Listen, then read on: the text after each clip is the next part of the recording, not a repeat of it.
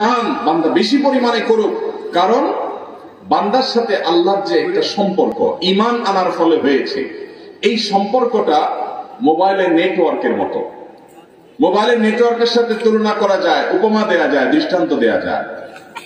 আপনার মোবাইলের যে সিম আপনার সেটে আছে, টাওয়ারের সাথে এই সিমের কানেকশন যত ভালো হবে তত এটা ব্যবহার করে আপনি শান্তি পাবেন, কথা বলে শান্তি পাবেন, কল করতে আপনার কোন ডিস্টার্ব হবে না, কল কেটে যাবে না, কথা কেটে যাবে না, কথা স্মুথলি বলতে পারবেন।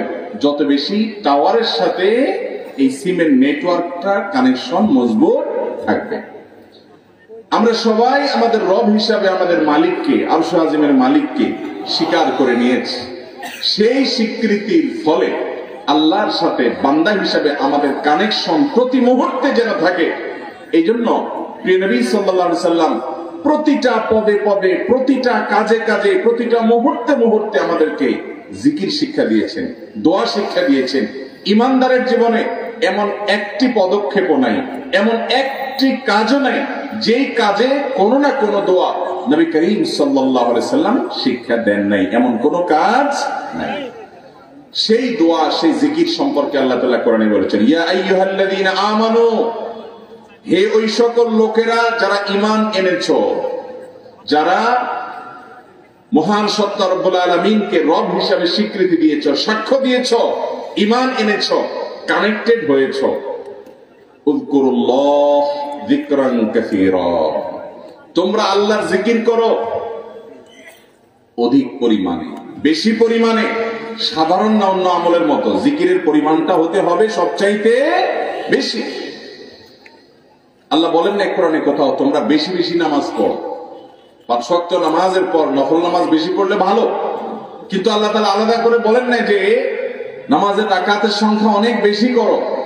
হ্যাঁ, বেশিও করার চেষ্টা করতে হবে কোয়ালিটি ঠিক রেখে, কিন্তু এই আমলটা এমন আমল জিকির যেটার পরিমাণ আল্লাহ বেশি করে করতে বলেছে।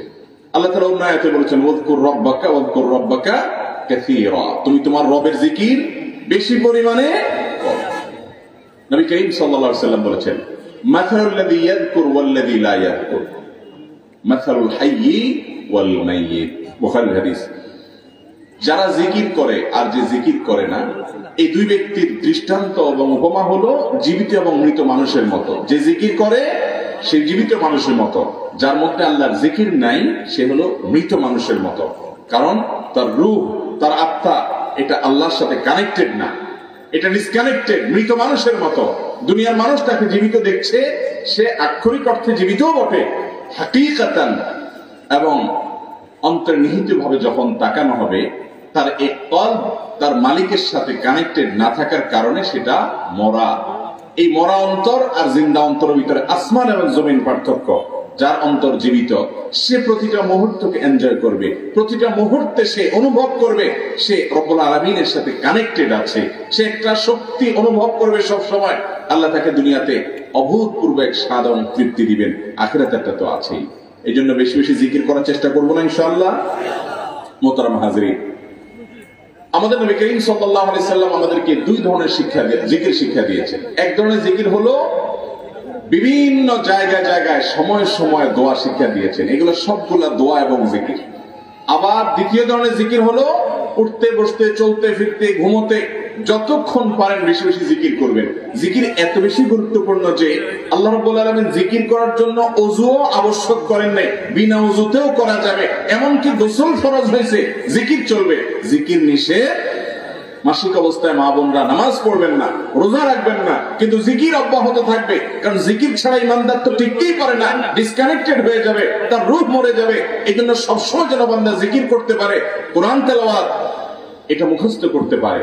কোরআন স্পর্শ করতে গেলে ওযু লাগবে বিশুদ্ধ বর্ণ অনুযায়ী এবং সকল ফুকাহা ইকরামের মত অনুযায়ী। কিন্তু জিকির করার জন্য, তাসবিহ তেলাওয়াতের জন্য, মুখে উচ্চারণ এবং পাঠের জন্য ওযুর প্রয়োজন। কারণ এটা এত জরুরি যে ওযু করে কুলাবে না বান্দা, যাতে ওযু অবস্থায় করে, বিনা ওযুতেও করে, সবসময় যেন।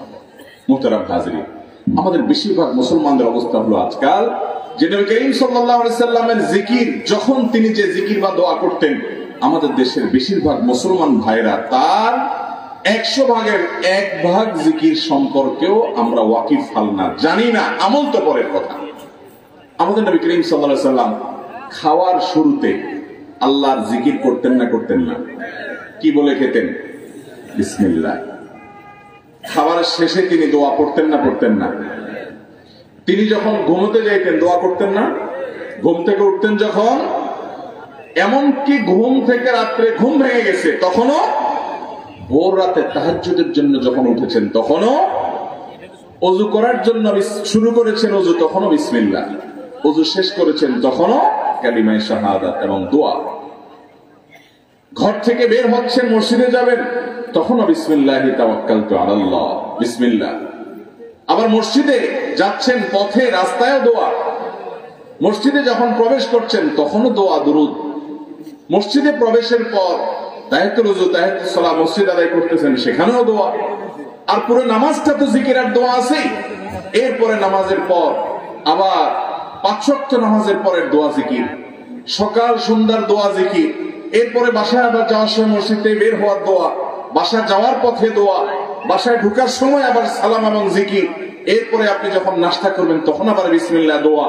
আপনি যখন বাজারে যাবেন তখন দোয়া, আপনি যখন কাজ শুরু করবেন তখন দোয়া, আপনি যখন ইশরাকের ওয়াক্ত হবে তখন জিকির এবং দোয়া, চাষের ওয়াক্ত হবে জিকির এবং দোয়া, জওয়ালের ওয়াক্ত হবে যোহরের ওয়াক্তের আগ মুহূর্তে, সেই সময় জিকির এবং দোয়া, সালাত। আবার যোহরের সালাত, যোহরের সালাতের পরে আবার 75 সালাতের পরে জিকির, দোয়া। আপনি চিন্তা করেন, এগুলো শুধু রুটিনের কথা বলতেছি। রুটিনের বাইরে যে কাজগুলো হয়ে থাকে প্রতিনিয়ত আমাদের, নতুন পোশাক পরছেন আপনি দোয়া, পুরান পোশাক পরছেন আপনি দোয়া, স্ত্রী সহবাস করছেন আপনি দোয়া, টয়লেটে ঢুকছেন আপনি দোয়া, টয়লেট থেকে বের হচ্ছেন আপনার দোয়া আছে, আপনি যুদ্ধের রণাঙ্গনে গেছেন দোয়া আছে, বিপদে পড়েছেন দোয়া আছে, সুখে আছেন দোয়া আছে। সর্বাবস্থায়, প্রতি মুহূর্তে, প্রতি কদমে, প্রতি দমে, প্রতি নিঃশ্বাসে, প্রতি ক্ষণে নবী করিম সাল্লাল্লাহু আলাইহি সাল্লামের পুরো জীবন আপনি হাদিসের ভান্ডার খুললে দেখবেন দোয়া আর দোয়া, জিকির আর জিকির ছাড়া কিচ্ছু নাই। আল্লাহ তাআলা যে কোরআনে বলেছেন, হে ঈমানদাররা তোমরা আল্লাহকে বেশি বেশি জিকির করো, আল্লাহর স্মরণ বেশি বেশি করো। আল্লাহর স্মরণ বাজারে গেলে তখনও থাকবে, ব্যবসা করবো তখনও থাকবে, চাকরি করবো তখনও থাকবে, ঘুমাবো তখনও থাকবে, ঘুম ভেঙে যাবে তখনও থাকবে, ওযু করতে যাবো তখনও থাকবে, গোসল করতে যাবো তখনও থাকবে, মসজিদে প্রবেশ করবো তখনও থাকবে, কারোর সাথে সাক্ষাৎ হবে তখনও থাকবে, মুসলমান করবো তখনও থাকবে, মুআনাকা করবো তখনও থাকবে, স্ত্রী সহবাস করবো তখনও থাকবে, খাওয়া দাওয়া করবো তখনও থাকবে, টয়লেটে যেতে বের হতেও থাকবে। এমন কোন সময় থাকবে না মুসলমানের যে আল্লাহর জিকির, আল্লাহর স্মরণ, দোয়া থাকবে না। মুহতারাম হাজিরিন, এভাবে যদি শুধুমাত্র নবী করিম সাল্লাল্লাহু আলাইহি সাল্লামের জিকির এবং দোয়ার কি রুটিন ছিল, কিভাবে তিনি প্রতিটা পদে পদে কোন কোন দোয়া জিকির করতেন, ঘন্টাকে ঘন্টা বলে শেষ করা যাবে না। এত পরিমাণ দোয়া জিকির করতেন। এর কয়টা আমরা প্রতিনিয়ত সারাদিন 24 ঘন্টা সবাই নিয়মিত আমল করি, হিসেব করলে খুব বেশি একটা পাওয়া যাবে আমাদের জীবনে? আহা, অথচ আমরা নিজেদেরকে মুসলমান দাবি করছি। অতএব ওই যে আমার আগের করা চুক্তি অনুযায়ী কাল থেকে ইনশাআল্লাহ কিছু কিছু দোয়া, কিছু কিছু জিকির আমরা অন্তত পাঠ করা সুন্নাহ অনুযায়ী, হাদিসের বর্ণনা অনুযায়ী শুরু করবো তো ইনশাআল্লাহ। আল্লাহ তাআলা আমাদেরকে তৌফিক দান করুন। মুহতারাম হাজিরিন, আপনি যখন আল্লাহর স্মরণ করে অর্থ বুঝে নবীজির বাতানো দোয়া জিকির গুলো পাঠ করবেন, আপনার অন্তরে এক ধরনের তৃপ্তি অনুভব করবেন। আপনি অনুভব করবেন যে আপনি পাওয়ার হাউসের সাথে কানেক্টেড আছেন, সংযোগ আপনার আছে, নেটওয়ার্ক আপনার আছে আল্লাহ তাআলার সাথে। এটা আপনি অনুভব করবেন এবং অসম্ভব অভূতপূর্ব এক ভালো লাগা আপনার কাজ করবে। এই জন্য জিকির ছাড়া যেন ইমানদারের কোনো অবস্থা না কাটে, চেষ্টা করবো না ইনশাআল্লাহ। জিকির বলতে আমরা বুঝি কিছু মানুষ একত্র হয়ে সবাই মিলে সুরে সুর মিলিয়ে তালে তাল মিলিয়ে শুধুমাত্র কিছু বাক্য উচ্চারণ করা, এটার নাম আমরা জিকির মনে করি। ভাইরা আমার, জিকিরটা আরো ব্যাপক অর্থবোধক। প্রতি কদমে কদমে আপনি যখনই বিসমিল্লাহ বলছেন, দোয়া পড়ছেন, স্মরণ হচ্ছে আল্লাহর কথা, আল্লাহর কাছে কিছু নিবেদন করছেন, চাইছেন, ওইটা সবগুলাই জিকির। বরং জিকিরের সর্বোত্তম ফরম্যাট সেটা যেটা নবী করিম সাল্লাল্লাহু আলাইহি সাল্লাম পদে পদে আমাদেরকে শিক্ষা দিয়েছে। আমল করার চেষ্টা করবো না ইনশাআল্লাহ। আল্লামা ইবনে সাদি রাহিমাহুল্লাহ, বিশ্ববিখ্যাত মুফাসসির, তাফসীর ইবনে সাদির লেখক, তিনি বলেছেন কোরআন এবং হাদিসে যত দোয়া, যত জিকির আছে পরিমাণে এত বেশি যে সবগুলো অনুযায়ী আমল, এটা খুব সহজ কাজ না।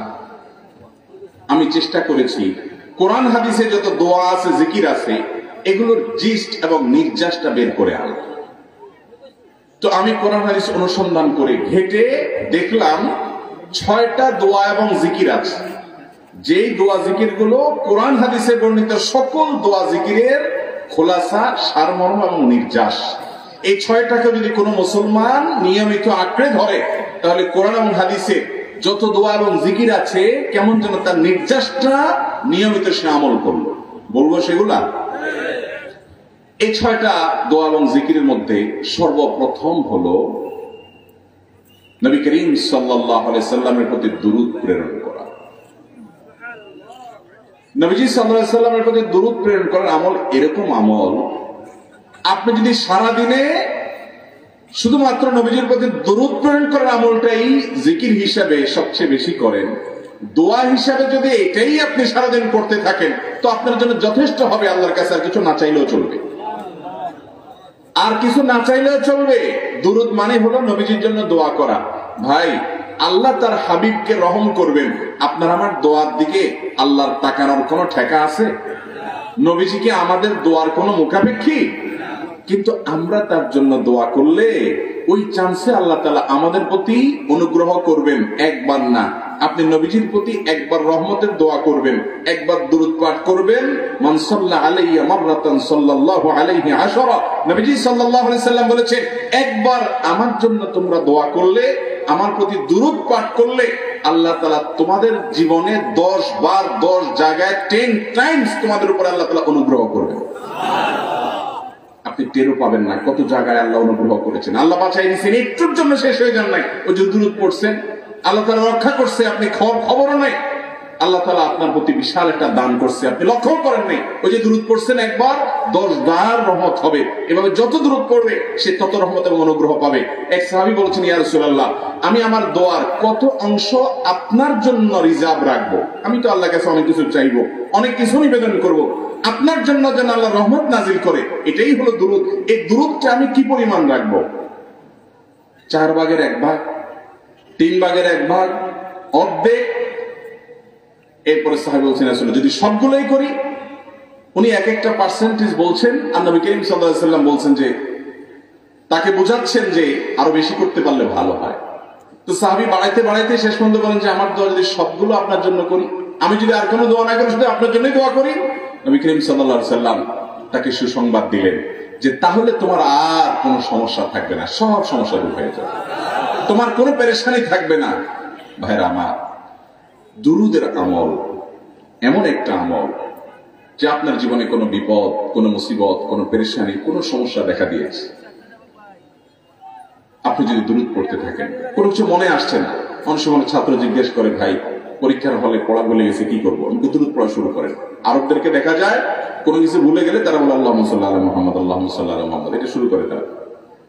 কারণ নবী করিম সাল্লাল্লাহু আলাইহি সাল্লাম এর হাদিস থেকে স্পষ্ট ভাবে, একটি না বহু হাদিস থেকে প্রমাণিত, যে ব্যক্তি দুরূদটা নিয়মিত পাঠ করবে, সালাত আলা নবীটাকে যে ব্যক্তি আঁকড়ে ধরবে, সব সময় তার মুখ থেকে সালাত সালাত সালাম চলতে থাকে, এই ব্যক্তির সকল গুনাহ আল্লাহ মাফ করে দিবেন, সকল পেরেশানি আল্লাহ তাআলা মুক্ত করে দিবেন। ভাইরা আমার, দুরূদের আমলটা এত গুরুত্বপূর্ণ আমল। এটা আমরা করি এখন, অনেকে আছেন যে আনুষ্ঠানিকতা যখন থাকে দুরূদের, মিলাদের, তখন একটু সালাত আলা নবী যেভাবে করেন করেন, আর বাকি অনেকে আছেন যেগুলো করারও কোনো খোঁজ খবর নাই। দুরূদ বেশি বেশি করে পাঠ করবো তো ইনশাআল্লাহ। সবচেয়ে শ্রেষ্ঠ দুরূদ, সবচেয়ে উত্তম দুরূদ হলো দুরূদ ইব্রাহিম, যেটা নামাজে পড়েন। আর সবচেয়ে সংক্ষিপ্ত দুরূদ হলো সাল্লাল্লাহু আলাইহি ওয়াসাল্লাম। এছাড়া নবীজির প্রতি দোয়ামূলক যে কোনো দুরূদই আল্লাহর কাছে গ্রহণযোগ্য হতে পারে, যদি দুরূদের অর্থের মধ্যে, কথামালার মধ্যে খারাপ কিছু না থাকে। দুরূদের নামে অনেকগুলো দুরূদ প্রচলিত আছে বিভিন্ন বই পুস্তকে, অমুক দুরূদ পড়লে অমুক এত নেকি হয়, বা অমুক দুরূদ পড়লে এতবার পড়লে ওই বিপদ দূর হয়। এগুলো কোনো হাদিস নির্দেশিত না, এগুলো হয়তো কারো তাজরিবা, অভিজ্ঞতা নির্ভর। কিন্তু হাদিস নির্দেশিত দুরূদ হলো দুরূদ ইব্রাহিম, আর সবচেয়ে সংক্ষিপ্ত দুরূদ হলো সাল্লাল্লাহু আলাইহি সাল্লাম।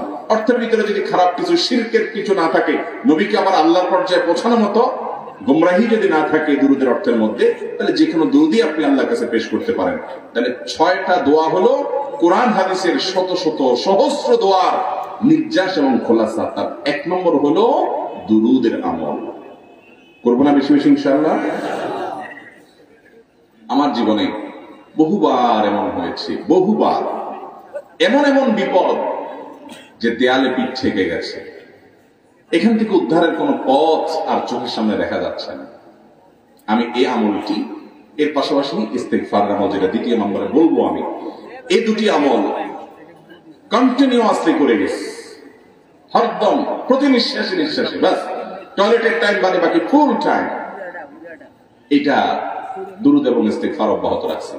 আল্লাহ তাআলা এমন ভাবে অলৌকিক ভাবে উদ্ধার করেছেন যে আমার কল্পনায় আসে না যে এখান থেকে এভাবে হেল্প হতে পারে। ভাইরা আমার অভিজ্ঞতার 2 পয়সার কোনো মূল্য নাই। আমার অভিজ্ঞতা কি আসলো না আসলো এটাতে কিছু আসা যায় নাই। রহমতুল লিল আলামিন আল্লাহর রাসূল, আল্লাহর নবী ওয়াদা করেছেন যে আপনার পেরেশানি দূর হবেই হবে ইনশাআল্লাহ। অতএব দুরূদের আমল বেশি বেশি করব না ইনশাআল্লাহ। নাম্বার 2, ইস্তেগফার। ইস্তেগফার এটাও বেশি বেশি করতে হবে, দুরূদও বেশি বেশি করতে হবে। দুরূদের ব্যাপারে নবী করিম সাল্লাল্লাহু আলাইহি সাল্লাম এক হাদিসে বলেছেন, আকসিরু আলাইয়া মিনাস সালাতি মিন ইয়াউমিল জুমআতি ওয়া লাইলাতিল জুমআহ। জুমার রাতে আর জুমার দিনে, অর্থাৎ বৃহস্পতিবার দিবাগত রাত আর জুমার দিন শুক্রবার, এই সময়গুলোতে তোমরা আমার প্রতি বেশি বেশি দুরূদ পাঠ করো। এই জন্য নবীজি বলছেন বেশি বেশি পাঠ করো। তাহলে দুরূদটা বেশি বেশি পাঠ করতে হবে। ঠিক একই ভাবে 2 নম্বর যেটা, 2য় আমল যেটা ইস্তেগফার, এটাও বেশি বেশি করতে হবে। কারণ ইস্তেগফার সম্পর্কে কোন কোন হাদিসের ভাষ্যের মধ্যে মান লাজিমাল ইস্তেগফার ভাষ্য এসেছে, অর্থাৎ যে ব্যক্তি ইস্তেগফারকে আঁকড়ে ধরবে, এটাকে কন্টিনিউয়াসলি করবে, ইস্তেগফার কখনো ছাড়বে না, সবসময় তার মধ্যে ইস্তেগফার অব্যাহত থাকবে, ওই ব্যক্তিকে আল্লাহ রাব্বুল আলামিন বিভিন্ন পেরেশানি থেকে সারপ্রাইজড হওয়ার মতো এমন এমন পথ বের করে দিবে যে সে চিন্তাও করে নাই। তার পেরেশানি থেকে মুক্তির পথ আল্লাহ তাআলা দেখায় দিবেন। ইস্তেগফার কিভাবে করবেন ভাই? ইস্তেগফার এমন একটা আমল, এটা ছাড়া তো আমাদের উপায় নাই ভাই। ইস্তেগফার আমাদের দুনিয়ার পেরেশানি দূর করবে, আখিরাতের পেরেশানি দূর করবে। দুনিয়ার পেরেশানি আমাদের বিপদ আপদ মুসিবত, এগুলো রিজিকের অনটন অভাব এগুলা, আর আখিরাতের পেরেশানি হলো আমাদের পাপ গুনাহ এগুলা। কোরআনে কারিমে আল্লাহ রাব্বুল আলামিন সূরা নূহের মধ্যে আল্লাহ নবী নূহ আলাইহিস সালাম তার সম্পর্কে বলেছেন, ফাকুলতু ইস্তাগফিরু রাব্বাকুম ইন্নাহু কানা গাফফারা ইউরসিলিস সামাআ আলাইকুম মিদরারা ওয়া ইউমদিদুকুম বিআমওয়ালিন ওয়া বানিন ওয়া ইয়াজআল লাকুম জান্নাতিন ওয়া ইয়াজআল লাকুম আনহারা। তিনি বলেন, আমি বলেছি আমার জাতিকে তোমরা ইস্তেগফার করো, আল্লাহর কাছে ইস্তেগফারটা করতে থাকো। রুটি রুজি নাই, চাকরি নাই, ইনকাম নাই, ব্যবসা খারাপ যাচ্ছে, পেরেশানি হচ্ছে, ইস্তেগফার ধরো। কি হবে? ইন্নাহু কানা গাফফারা। যদি ইস্তেগফার করো, 1 নম্বর লাভ হলো আল্লাহ মাফ করে দিবেন গুনাহ। ইউরসিলিস সামাআ আলাইকুম মিদরারা, যাতে ফসল ভালো হয়, রিজিক ভালো হয়, সেই ব্যবস্থা আল্লাহ করবেন। ওয়া ইউমদিদুকুম বিআমওয়ালিন ওয়া বানিন, ছেলে মেয়ে হয় না অথবা ভালো ছেলে মেয়ে নাই, আল্লাহ তাআলা নেক সন্তান দিয়ে তোমাকে শক্তিশালী করবেন, সম্পদ দিয়ে শক্তিশালী করবেন। ওয়া ইয়াজআল লাকুম জান্নাতি ওয়া ইয়াজআল লাকুম আনহারা, আল্লাহ তাআলা প্রসবন দিবেন, ফসল দিবেন, বরকত দিবেন রুজিতে। কিসের মাধ্যমে? ইস্তেগফার। কিসের মাধ্যমে ভাই? ইস্তেগফার। আহা, ইস্তেগফার আমল আমাদের দেশের মানুষ আমরা জানি না ভাই। এটাও আরবদেরকে আমি দেখেছি, সারাক্ষণ তারা অবসর সময়গুলোতে ইস্তেগফার করতে থাকে। আস্তাগফিরুল্লাহ ওয়া আতুবু ইলাইহি, আস্তাগফিরুল্লাহ, আস্তাগফিরুল্লাহ। মানে কি? আল্লাহর কাছে আমি ক্ষমা প্রার্থনা করি, আল্লাহর কাছে আমি মাফ চাই, আল্লাহর কাছে আমি তওবা করি, আল্লাহর দিকে আমি ধাবিত হই, আল্লাহর কাছে আমি ফিরে যাই। আস্তাগফিরুল্লাহ, আস্তাগফিরুল্লাহ। আপনি বসে আছেন নিরিবিলি, ভাইরা আমার, এখন আর নিরিবিলি বলতে কোনো সময় নেই, এখন আর ফ্রি টাইম নেই, এখন আর আমাদের অবসর টাইম নেই। আস্তাগফিরুল্লাহ কখন বলবো? মোবাইল টিপতে টিপতে টিপতে টিপতে, ফেসবুকের নোটিফিকেশন দেখতে দেখতে দেখতে, লাইক কমেন্ট গুনতে গুনতে আমাদের এখন কোনো ফুরসত নাই। বাহিরে তো নাই, টয়লেটে গেলেও তখন আমাদের ব্যস্ততা মোবাইল নিয়ে, ফেসবুক নিয়ে, ঘুমাইতে গেলেও আমাদের ব্যস্ততা। ও ভাই আমার, অথচ আমার হায়াত শেষ হয়ে যাচ্ছে, আমল নামার শূন্য খালি, ফেসবুক টিপাটিপিতে পরিপূর্ণ। আল্লাহ কাছে কি নিয়ে যাবেন? ইস্তেগফার করবেন তো ইনশাআল্লাহ? অবসর সময় ইস্তেগফার করবেন তো ইনশাআল্লাহ? নিরিবিলি আছেন, একাকী আছেন, ইস্তিগফার চালায় দেন। 10 সেকেন্ড টাইম পাইছেন, ইস্তিগফার শুরু করে দেন। ডাক্তারের কাছে গেছেন, ওয়েটিং এ আছেন, বসে আছেন, ইস্তিগফার করতে থাকেন। সিরিয়াল আছেন কোন কাজে, ইস্তিগফার করতে থাকেন। ডিউটিতে যাচ্ছেন, গাড়িতে, বাইসাইকেলে, বাইকে, যে কোনো ভাবে পায়ে হেঁটে ইস্তিগফার করতে থাকেন। যে কোনো অবসরের সময়গুলোকে ইস্তিগফার দিয়ে পরিপূর্ণ করে দেন। ভাইরা আমার, ইস্তিগফার সকল সমস্যার সমাধান। ইস্তিগফারের ভিতরে সবচেয়ে শ্রেষ্ঠ ইস্তিগফার হলো সাইয়্যিদুল ইস্তিগফার। সাইয়্যিদুল ইস্তিগফারটা যদি মুখস্থ না পারেন, অন্তত লিখিত ভার্সনটা পড়েন। সাইয়্যিদুল ইস্তিগফারের যে অর্থ, এটার যে মর্ম, বড় হৃদয়গ্রাহী ভাই, বড় মর্মস্পর্শী। ইমানদার এটার অর্থের দিকে তাকায় যদি পড়ে, তো তার অন্তর না গলে পারে না। আল্লাহুম্মা আনতা রাব্বি, হে আল্লাহ আপনি আমার রব, আপনি আমার পালনকর্তা লাগেন। আপনার সাথে আমার এই সম্পর্ক, আমি আপনার গোলাম, আপনি আমার রব, এই সম্পর্কটা আপনার সাথে আছে। আল্লাহুম্মা আনতা রাব্বি লা ইলাহা ইল্লা আন্ত, ও আল্লাহ আপনি ছাড়া আমার ইবাদত, আমার গোলামি, আমার দাসত্ব, উপাসনার উপযুক্ত আর কেউ নেই। আল্লাহুম্মা আনতা রাব্বি লা ইলাহা ইল্লা আন্ত খালাকতানি, আপনি আমাকে সৃষ্টি করেছেন। ওয়া আনা আবদুক, আল্লাহ আমি আপনার গোলাম। দেখেন কিভাবে আল্লাহর সাথে সম্পর্কটার কথা বলা হচ্ছে মহব্বতের সাথে। খালাকতানি ওয়া আনা আবদুক, আল্লাহ আপনি আমাকে সৃষ্টি করেছেন আর আমি আপনার গোলাম। ওয়া আনা আলা আহদিকা ওয়া ওয়া'দিকা মাস্তাতা'তু, আল্লাহ আপনার সাথে যে অঙ্গীকার করেছিলাম, আলাস্তু বিরাব্বিকুম, আপনি জিজ্ঞেস করেছেন। আলমে আরওয়াহাতে আমরা বলেছি বালা, হ্যাঁ আপনি আমার রব। আপনাকে রব হিসাবে স্বীকৃতি দিয়ে আপনার গোলামি করার যে অঙ্গীকার আমরা করেছি, কালিমাতুশ শাহাদা যে আমরা পাঠ করেছি, এই যে আপনার সাথে কিন্তু অঙ্গীকার, রব হিসাবে স্বীকৃতি দেওয়ার পর, গোলাম হিসাবে মেনে নেওয়ার পর, আমি আপনার যে গোলামি করার কথা ছিল, ওয়ানা আলা আহদিকা ওয়া ওয়া'দিকা মাস্তাতা'তু, যতটুকু পারছি আমি সেই ওয়াদার উপরে থাকার চেষ্টা করছি আল্লাহ। ওয়ানা আলা আহদিকা ওয়া ওয়া'দিকা মাস্তাতা'তু আবুউ লাকা বিনি'মাতিকা আলাইহি, আল্লাহ আমি স্বীকার করি আপনি আমার প্রতি অনেক নিয়ামত দিয়েছেন, অনেক নিয়ামত দিয়েছেন, এটা আমি স্বীকার করি। ওয়া আবুউ লাকা বিযামবি, আর আমি এও স্বীকার করি যে আল্লাহ অনেক অপরাধ, অনেক পাপ আমার দ্বারা হয়ে গেছে। ফাগফিরলি, অতএব আপনি আমাকে মাফ করে দেন। ফাইন্নাহু লা ইয়াগফিরুয যুনুবা ইল্লা আনতা, কারণ আপনি ছাড়া কেউ গুনাহ ক্ষমা করতে পারবে। ভাইরা আমার, অর্থের দিকে লক্ষ্য করে করে, মর্মটা বুঝে বুঝে একটু সাইয়্যিদুল ইস্তিগফার পড়েন। লেখা দেখে দেখে পড়েন, ইউটিউব থেকে দেখে দেখে পড়েন, কিন্তু পড়েন। আল্লাহুম্মা আনতা রাব্বি লা ইলাহা ইল্লা আন্ত খালাকতানি ওয়া আনা আবদুক ওয়া আনা আলা আহদিকা ওয়া ওয়া'দিকা মাস্তাতা'তু আউযু বিকা মিন শাররি আবুউ লাকা বিনি'মাতিকা আলাইয়া ওয়া আবুউ লাকা বিযামবি ফাগফিরলি ফাইন্নাহু লা ইয়াগফিরুয যুনুবা ইল্লা আনতা। এটা হলো বড় ইস্তিগফার। এত বড় ইস্তিগফার করতে পারেন না, কোনো পেরেশানি নেই, কোনো অসুবিধা নেই। সবচেয়ে ছোট ইস্তিগফার হলো আস্তাগফিরুল্লাহ, আস্তাগফিরুল্লাহ, আস্তাগফিরুল্লাহ। আল্লাহ আপনার কাছে ক্ষমা চাই, কত ভুল হয়ে যায়, কত অন্যায় হয়ে যায়। ভাইরা আমার, এটা হলো রিমুভার। ভুল করে কিছু লিখছেন, রিমুভ করে ফেলছেন, শেষ হয়ে গেছে। আপনি ঘন ঘন ইস্তিগফার করতে থাকেন। অগণিত ভুল হয়, অগণিত ত্রুটি হয়, বারবার ইস্তিগফার এগুলোকে সবগুলোকে শেষ করে দেয়। ভাইরা আমার, নিরাপত্তা এনে দেয়। আল্লাহ কোরআনে কারিমে বলেছেন যে আপনার রব আপনার কওমের প্রতি আযাব নাযিল করবেন না যদি আপনি থাকেন। আর যদি তারা ইস্তিগফারে রত রাখে, তাহলে গণ আযাব আল্লাহর পক্ষ থেকে আসবে। অতএব ভাইরা আমার, ইস্তিগফার বেশি বেশি করতে হবে। 6টা আমল, 6টা জিকির, দোয়া হলো শত শত হাজার দোয়া এবং জিকিরের সান্নিধ্যে। দ্বিতীয়টা হলো ইস্তিগফার। চেষ্টা করবো না ইনশাআল্লাহ ইস্তিগফার করা, চলতে ফিরতে আস্তাগফিরুল্লাহ ওয়া আতুবু ইলাইহি, অথবা শুধু আস্তাগফিরুল্লাহ। আরেকটা ইস্তিগফার হাদিসে বর্ণিত, আস্তাগফিরুল্লাহাল্লাযী লা ইলাহা ইল্লা হুয়াল হাইয়ুল কাইয়্যুম ওয়া আতুবু ইলাইহি ওয়া লা হাওলা ওয়া লা কুওয়াতা ইল্লা বিল্লাহ। এটাও ইস্তিগফার। তাহলে একটা বড় ইস্তিগফার, একটা মিডিয়াম, একটা ছোট, যার যেটা সুবিধা হয় এটা করেন। বড়টা হলো সাইয়্যিদুল ইস্তিগফার, সবচেয়ে শ্রেষ্ঠ ইস্তিগফার, যেটা হাদিসে বর্ণিত হয়েছে। সাইয়্যিদুল ইস্তিগফার নবীজি সকাল সন্ধ্যা পাঠ করতেন, বিভিন্ন সময় পাঠ করতেন, রাতে পাঠ করার কথা বলতেন। সাইয়্যিদুল ইস্তিগফার পাঠ করলে আল্লাহ রাব্বুল আলামিন ওই দিনে, ওই রাতে, ওই ব্যক্তি মারা গেলে তার সব গুনাহ খাতা মাফ করে তাকে জান্নাত দিবেন ইনশাআল্লাহ। অতএব ভাইরা আমার, সাইয়্যিদুল ইস্তিগফার সবচেয়ে বড়, আস্তাগফিরুল্লাহাল্লাযী লা ইলাহা ইল্লা হুয়াল হাইয়ুল কাইয়্যুম ওয়া আতুবু ইলাইহি ওয়া লা হাওলা ওয়া লা কুওয়াতা ইল্লা বিল্লাহ। এটা হলো মাঝারি ধরনের। আর সবচেয়ে ছোট ইস্তেগফার হলো আস্তাগফিরুল্লাহ ওয়া আতুবু ইলাইহি। তাহলে 6 আমলের কয়টা গেল? 2টা। প্রথমটা হলো দুরূদ আর দ্বিতীয়টা হলো ইস্তেগফার। নাম্বার 3, এটা আমাদের বেশিরভাগ মানুষ জীবনে হয়তো শুনেনও নাই, অনেকে হয়তো শুনছেন, আমল করা হয় না।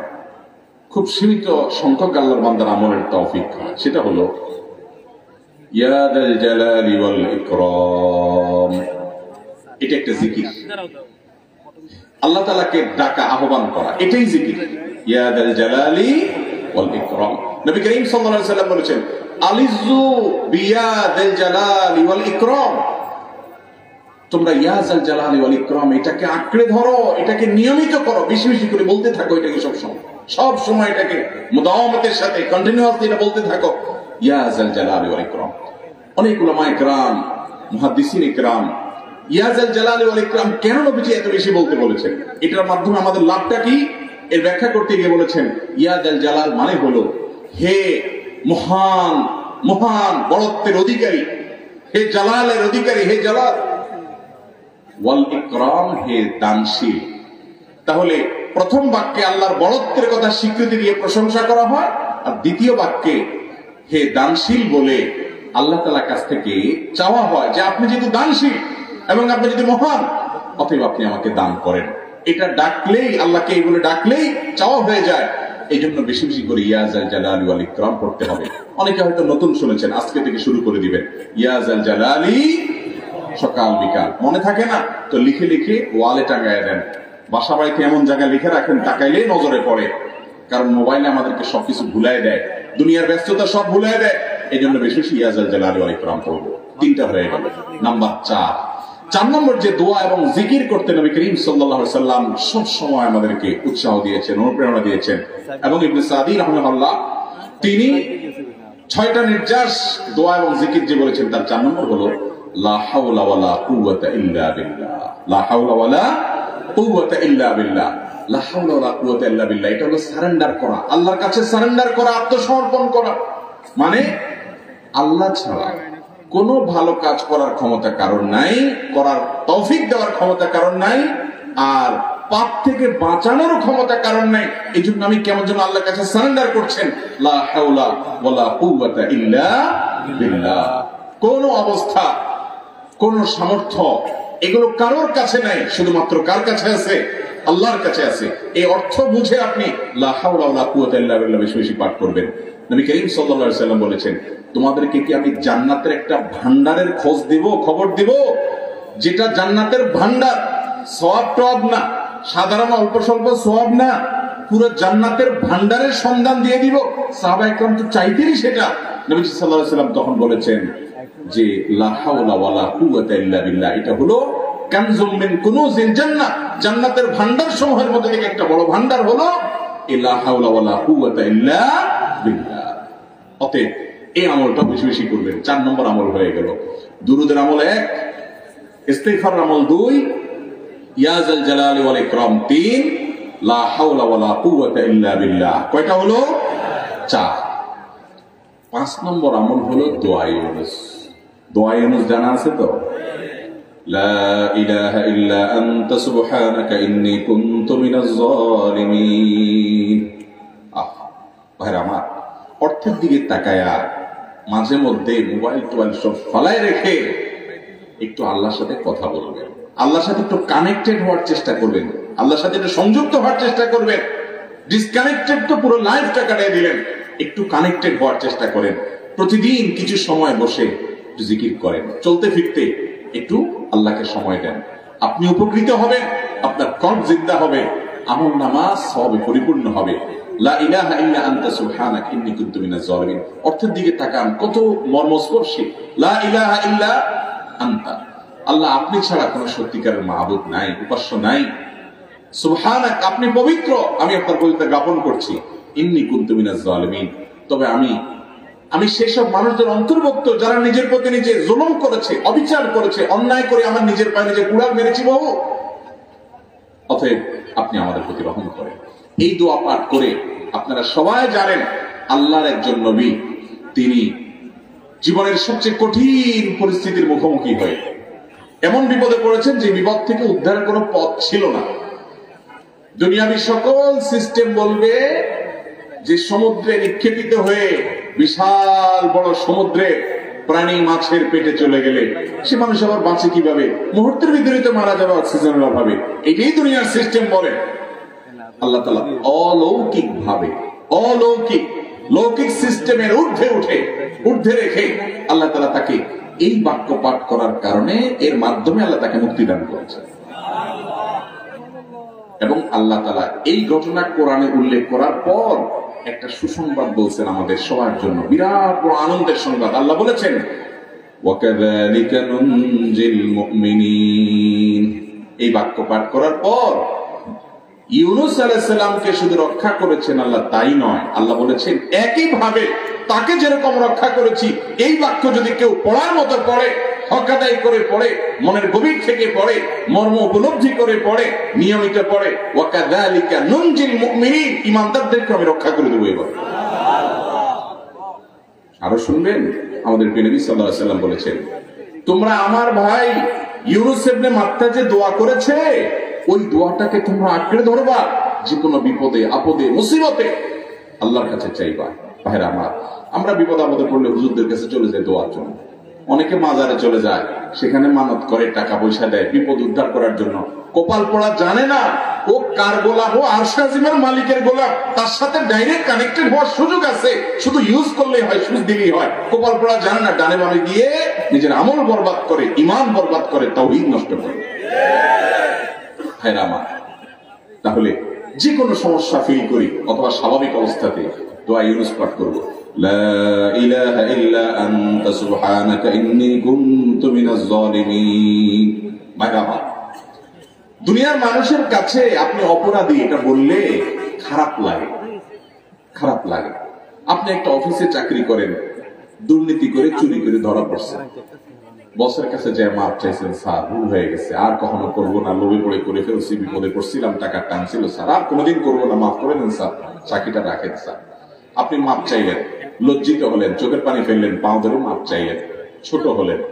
এই ছোট হওয়ার পরে আপনার চাকরি যদি টিকেও যায়, বস যদি আপনাকে মাফ করেও দেন, তারপরেও কি আপনার কাছে ভালো লাগবে? না এত বড় একটা অঘটন ঘটলো, ছোট হলেন, সবাই সামনে লজ্জিত হলেন, অনুতপ্ত হলেন, ধরা পড়লেন, মাপ চাইতে হলো, এই জন্য আপনার খারাপ লাগবে না? কিরকম খারাপ লাগবে? এত খারাপ লাগে অনেকে সহ্য করতে পারে না, গুনাহের দিকে চলে যায়, আত্মহত্যা পর্যন্ত করে ফেলে, এই বিচ্যুতি সহ্য করতে পারে না। ঠিক না ঠিক? মানুষের কাছে মাপ চাইলে, মানুষের কাছে ছোট হলে মানুষের কষ্ট হয়। অদ্ভুত। আরশে আজিমের মালিকের কাছে সিজদায় পড়ে চোখের পানি ফেলে যদি স্বীকার করেন, ও মালিক, নামাজ পড়ি নাই, বড় জুলুম করেছি, কবিরা গুনাহ করেছি, ও মালিক, হারাম জিনিস দেখে ফেলেছি, খারাপ জিনিস শুনে ফেলেছি, পাপ করেছি, অপরাধ করেছি মালিক, জাহান্নামের যে বিবরণ হাদিসে আসছে এটা সহ্য করার ক্ষমতা আমার নাই, আপনি আমাকে মাফ করে দেন।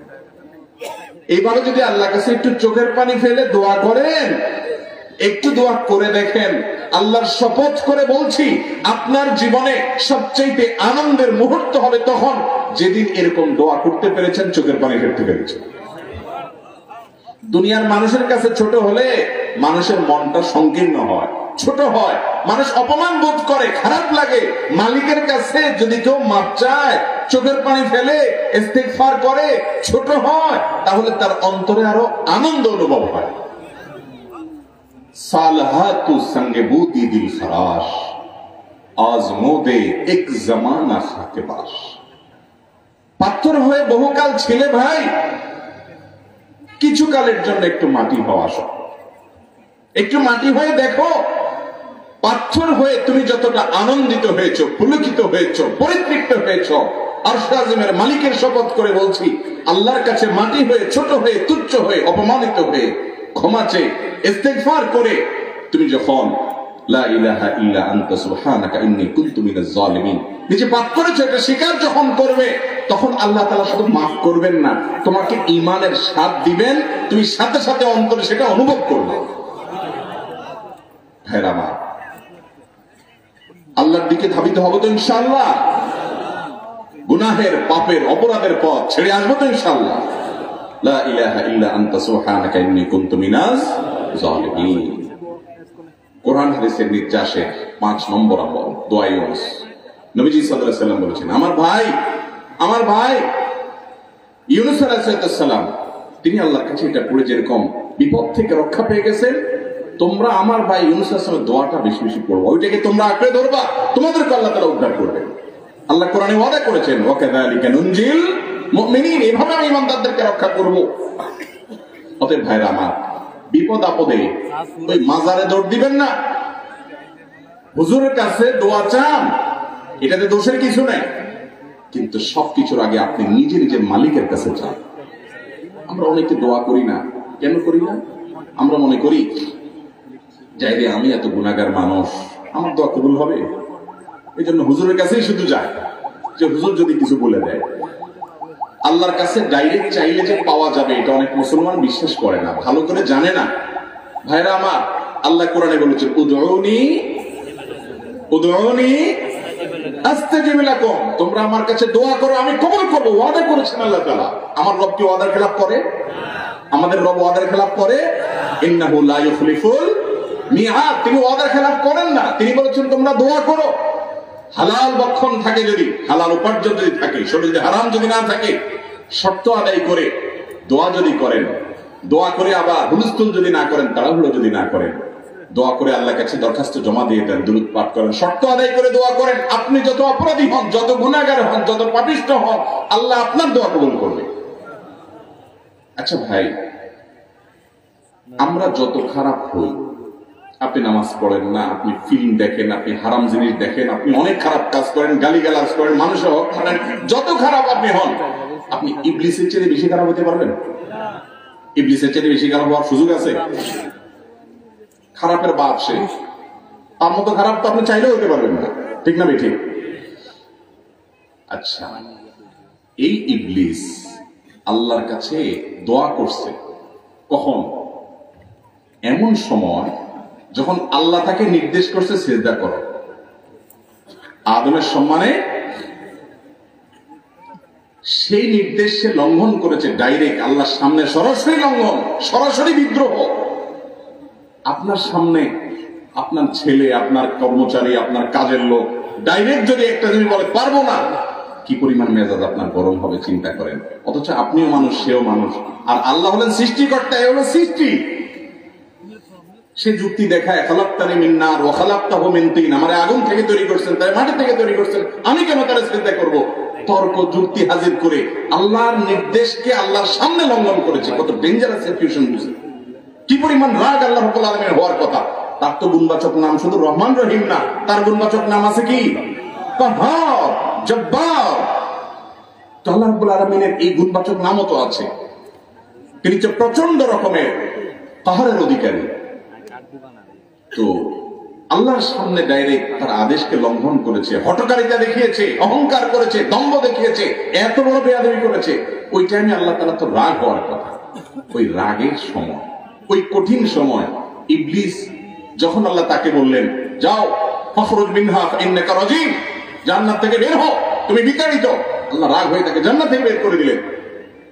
ভাইরা আমার, এইরকম সময় পর্যন্ত ইবলিস দোয়া করে বসছে।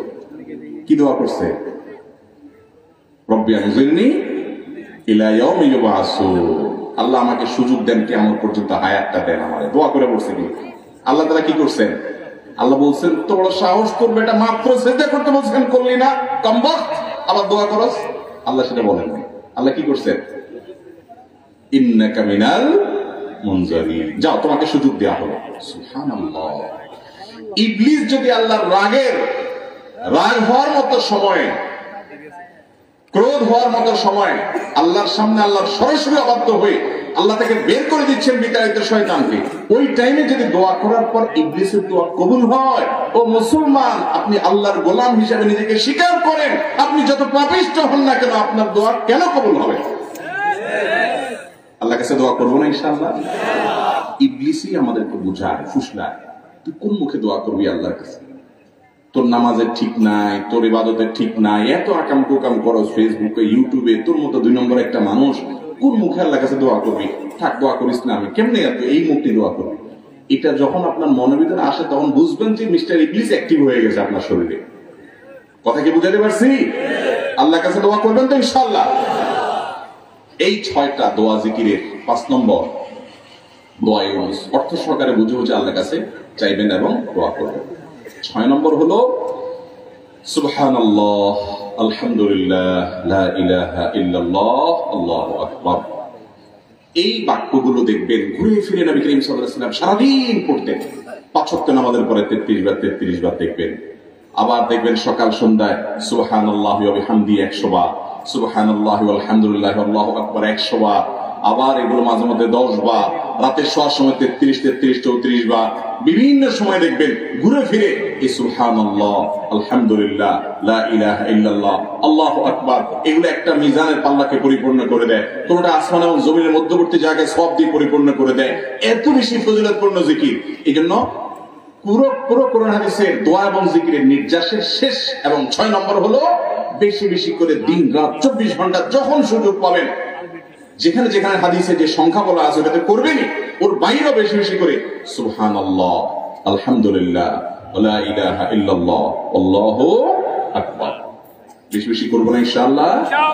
আবারও বলছি, পুরো কোরআন হাদিসের দোয়া এবং জিকিরের নির্যাস 6টির একটি হলো, এটি ইবনে সাইদুর রাহমাহুল্লাহর গবেষণা, তার গবেষণার আলোকে তিনি এটা পেশ করেছেন। এটি আবার কোন হাদিস থেকে নির্যাস বের করে দেওয়া হয়েছে সে না, এটা একজন মুফাসসিরের গবেষণা। তিনি বলেছেন কোরআন হাদিসে যত দোয়া বলা হয়েছে সবগুলোর মর্ম কথা এর মধ্যে চলে আসে। তাছাড়া নবী সাল্লাল্লাহু আলাইহি ওয়াসাল্লাম এবং কোরআনে এইগুলাকে বেশি বেশি করতে বলেছেন। আলিজু, আকফিরু, মান লাজিমা, এই শব্দগুলো ব্যবহার করা হয়েছে। এজন্য এগুলো বেশি বেশি করে করতে হবে। এই যে শেষেরটা নবী সাল্লাল্লাহু আলাইহি ওয়াসাল্লাম সব সময় বিভিন্ন জায়গায় করতেন। আবারও বলছি, নাম্বার 1 দুরুদ, নাম্বার 2 ইস্তিগফার, নাম্বার 3 ইয়া যাল জালালি ওয়াল ইকরাম, নাম্বার 4 লা হাওলা ওয়ালা কুওয়াতা ইল্লা বিল্লাহ, জান্নাতের ভান্ডার এটা, নাম্বার 5 লা ইলাহা ইল্লা আনতা সুবহানাকা ইন্নী কুনতু মিনাজ জালিমিন, বিপদ না আসলেও স্বাভাবিক অবস্থায় পড়বেন। নাম্বার 6 সুবহানাল্লাহি ওয়াল হামদুলিল্লাহি ওয়া লা ইলাহা ইল্লাল্লাহু আল্লাহু আকবার। নিয়মিত করব তো ইনশাআল্লাহ। আল্লাহ আমাকে আপনাকে দান করুন। জাযাকুমুল্লাহু খায়রা ওয়া আখিরু দাওয়ানা আলহামদুলিল্লাহি রাব্বিল আলামিন। প্রশ্ন উত্তরের দরকার আছে আর ভাই? কয়টা বাজছে? 8-10টা দিয়ে দেন। সর্বনাশ, অনেক টাইম হয়ে গেছে। সুবিধা নাই, কিন্তু আপনাদের ফজর নামাজ পড়া লাগবে না? তাহলে প্রশ্ন উত্তর কি দেব না বাদ রাখবো? তো দিলে তো উঠাউঠি করা যাবে না, অল্প কয়েকটা দেন, দিলে বসতে হবে। যারা উঠাউঠি করবেন 1 মিনিটের ভিতরে উঠাউঠি করে যান, এরপর আর উঠাউঠি করতে পারবেন না। আমরা অল্প কিছু সময় বাছাই করা গুরুত্বপূর্ণ কিছু প্রশ্ন উত্তর দিয়ে শেষ করবো ইনশাআল্লাহ। যাদের খুব টয়লেটের দরকার আছে, অনেক সময় বসে আছেন, 1-2 মিনিটে উঠে যান, এরপর উঠাউঠি করবেন না।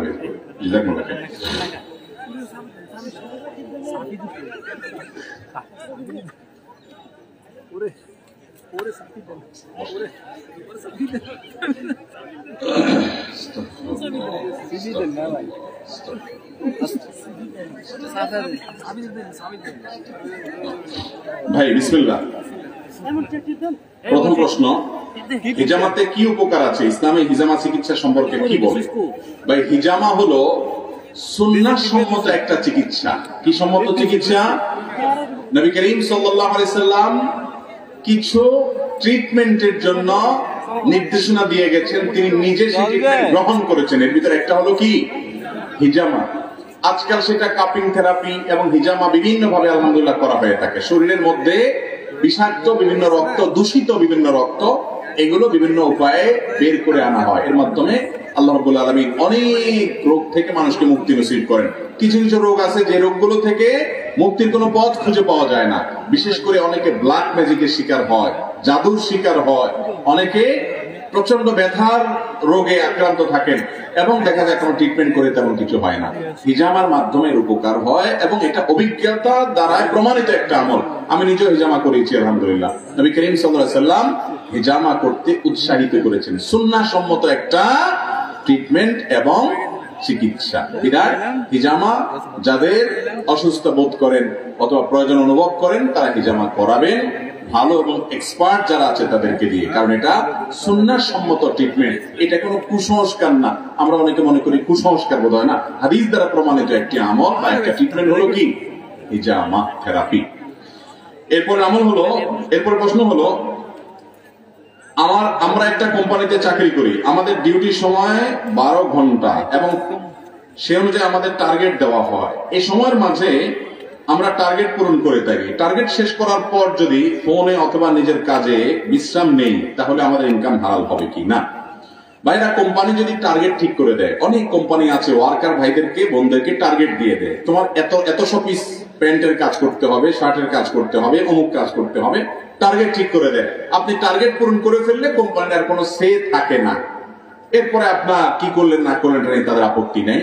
টার্গেটটাই যদি মূল হয় তাহলে আপনি টার্গেট পূরণ করেছেন, বাকি সময় আপনি ব্যক্তিগত কাজ করলেও আপনার ইনকাম হালাল হবে ইনশাআল্লাহ।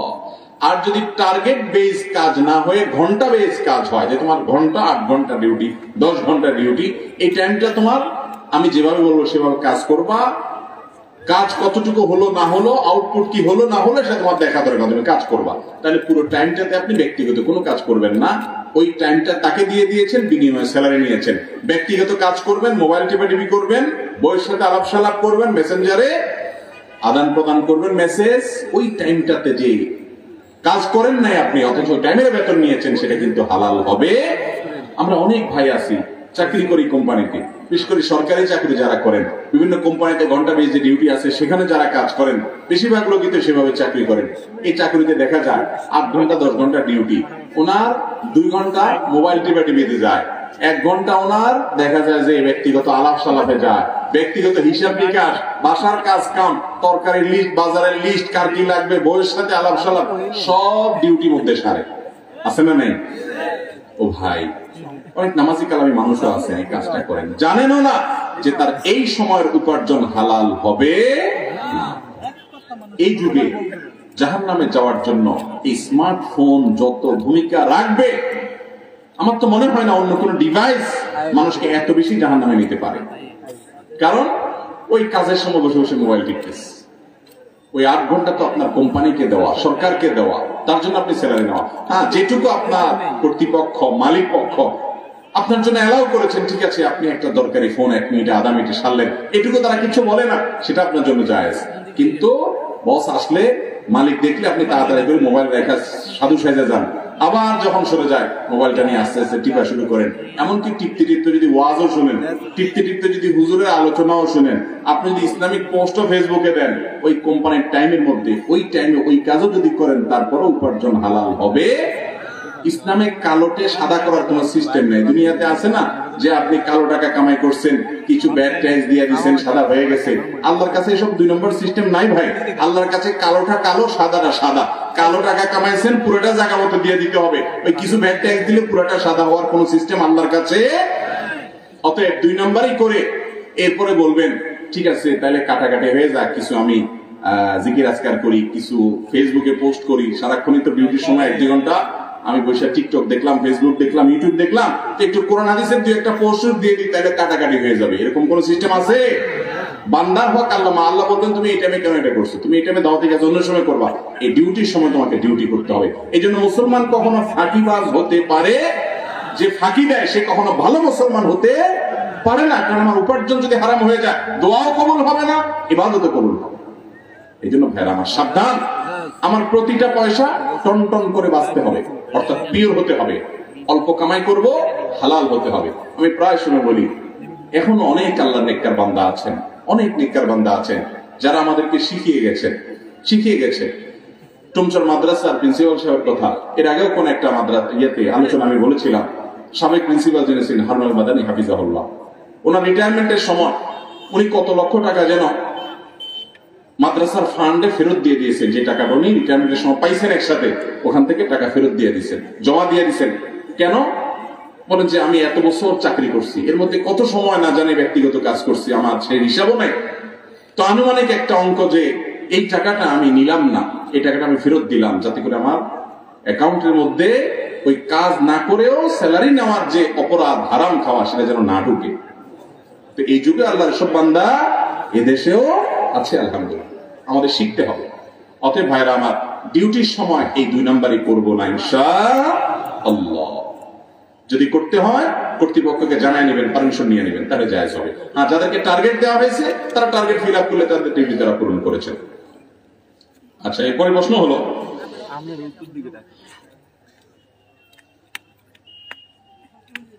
আপনারা দিলে আপনাদের মেয়ে পাবে, পাত্রপক্ষের এমন ভিক্ষাবৃত্তি বা কিছু দেয়া নেয়া সম্পর্কে কিছু জানতে চাই। এ সম্পর্কে বিভিন্ন জায়গায় আমরা বলি, বারবার বলি, আলহামদুলিল্লাহ মানুষ এখন সচেতন হচ্ছে। আপনারা যারা যুবক আছেন আপনাদেরকে বিশেষ করে সংকল্প করতে হবে, শ্বশুর বাড়ি থেকে হাদিয়ার নামে, উপহারের নামে, উপঢৌকনের নামে, খুশি হয়ে দেওয়ার নামে, নানা নামে কোনো কিছু, এমনকি কোনো জুতাও নিবেন না ইনশাআল্লাহ। নিবেন তো না? বেশিরভাগ ক্ষেত্রে ছেলে না নিলেও ছেলের মা খোঁচাখুচি করে, মা কিছু না বললেও পাশের বাসার চাচি খোঁচাখুচি করে। বৌমার বাবার বাড়ি থেকে কি দিছে জিজ্ঞেস করে না অনেক মহিলা? এই মহিলা তো নিজে বলে না, তার সাথে থাকা ইবলিসে বলায়, তারে টেরও পায় না যে এটা কে বলতেছে। আল্লাহর জমিনে সবচেয়ে বড় মাপের ছোট লোক যদি দেখতে চান, তাহলে এই লোককে দেখবেন যে বিয়ে করে শ্বশুর বাড়ি থেকে যৌতুক নেয়।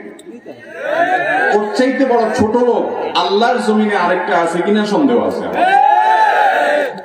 কারণ কি ভাই রে, একজন বাবা তার মেয়েকে জন্ম দিয়ে ছোট থেকে বড় করেছে, 20-22 বছর বয়স করেছে, হাজার হাজার টাকা এই মেয়ের পিছনে খরচ করছে, তার ভরণ পোষণ, চিকিৎসা, কাপড় চোপড়, বাসস্থান, শিক্ষা সবকিছু দিছে।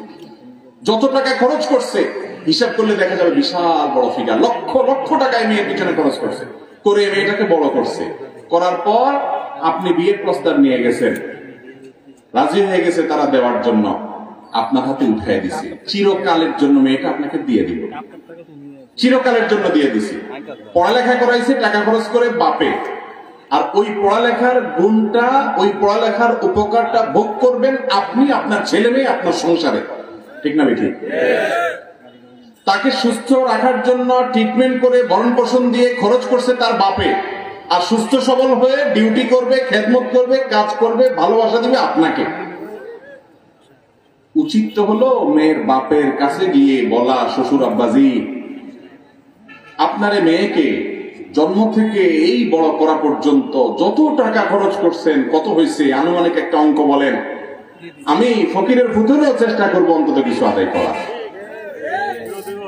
উচিত ছিল এরকম বলা, কাঙ্গালের মতো। সেটা না বলে বেচারা তার আস্ত মেয়েটা তুলে দিয়ে দিল, একটা আস্ত মানুষ দিয়ে দিল, এরপরও বেহায়ার মতো আবার তার কাছ থেকে জিনিসের আবদার করেন। আপনার মতো ছোট লোক, নিকৃষ্ট মানুষ আল্লাহর জমিন আরেকটা নেই।